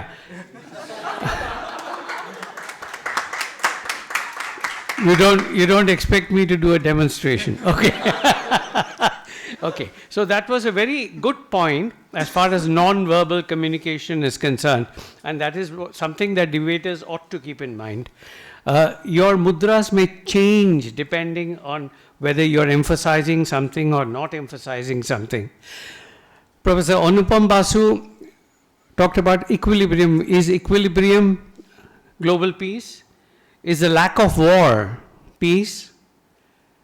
I would rather say, for me, peace is something where I can sleep without being rudely woken up by threats, threat perceptions, threat perceptions of war. I'm not speaking about the more local threat culture. I'm talking about global, perceptions of something, danger lurking in the horizon, which may disturb my peace at any point of time. That is what spoils my peace. And if that is absent, then for me there is peace. Whether it's global or local or whatever, it is peace in any case. And of course, Supriya had a very good analysis of what the speakers talked about, so I won't go into the details of that. One of the teams has to ultimately win.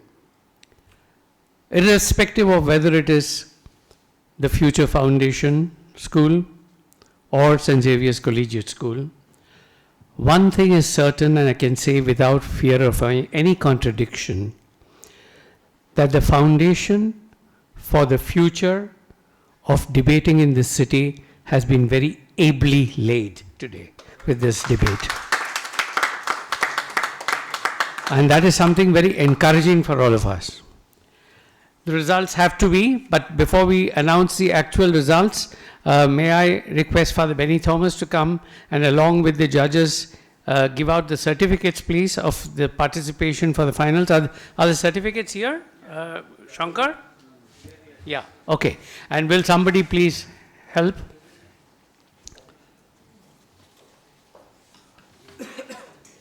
So for the finalists, in no particular order, the Future Foundation, Kaustubh Chatterjee, Mr. Prime Minister. You also come into the photo frame, the judges, and the moderator too.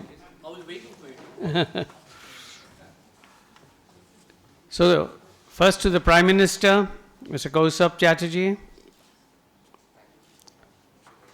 Then to the Deputy Prime Minister, Rit Bhattacharya.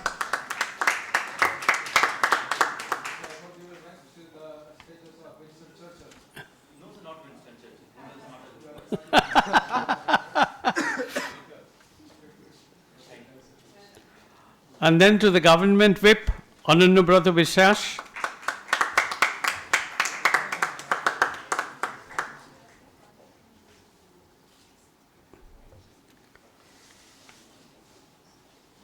Then the St. Xavier's Collegiate School, Leader of the Opposition, Devdipto Rai.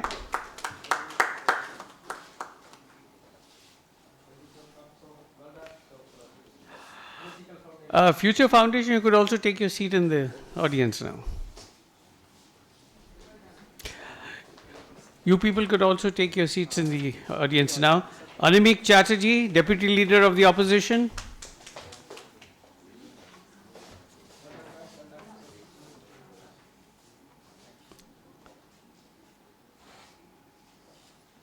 Adipta Mukherjee, Opposition Whip.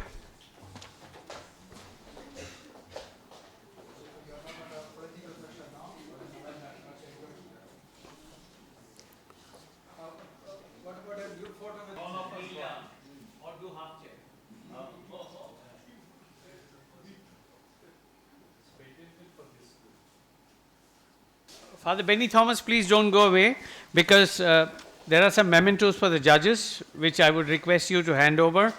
So, for Supriya Nevar,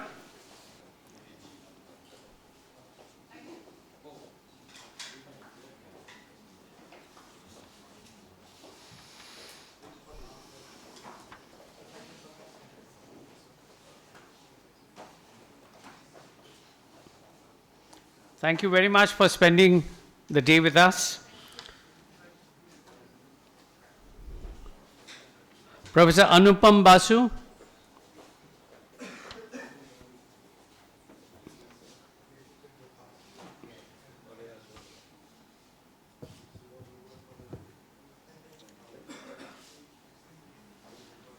And Dr. Kaushik Ghosh.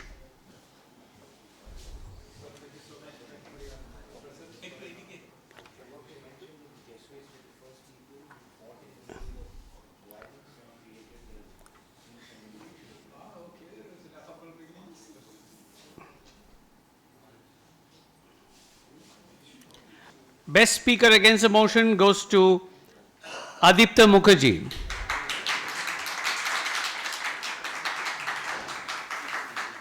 If you could hand it over, please.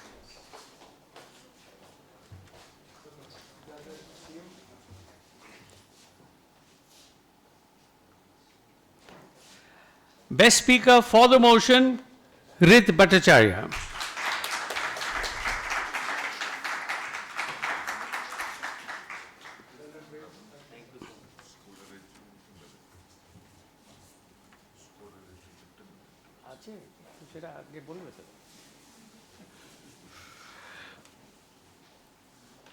Okay, no, wait with that. There is somebody who has been working quietly behind the scenes, right at the back, not in the forefront. So there is a memento for the scorer as well. So Mr. Anirban Banerjee, who has been doing all the tabulations.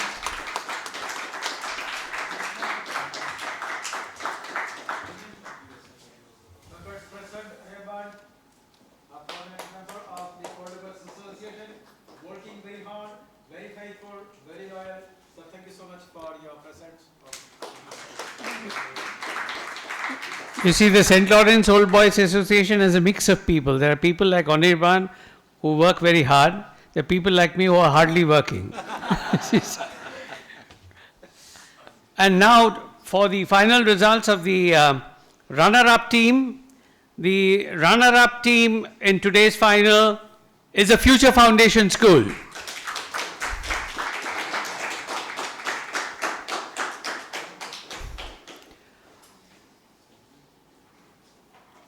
All of you can come together. This is a school's name and the certificate is for the school. Yeah. Not for individual person. No, it's for the school.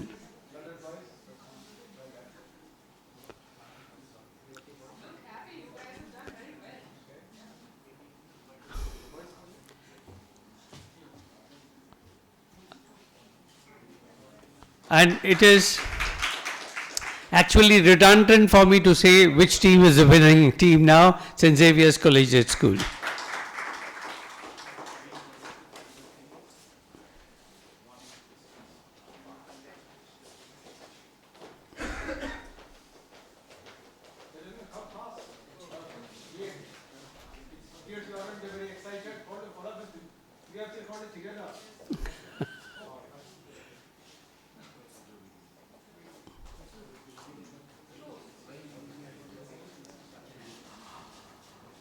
All right, and finally, before we draw the curtains on the 17th edition of the SLOBA annual inter-school debate, I would like to invite the Secretary, Mr. Amitabh Gupta, to propose a formal vote of thanks.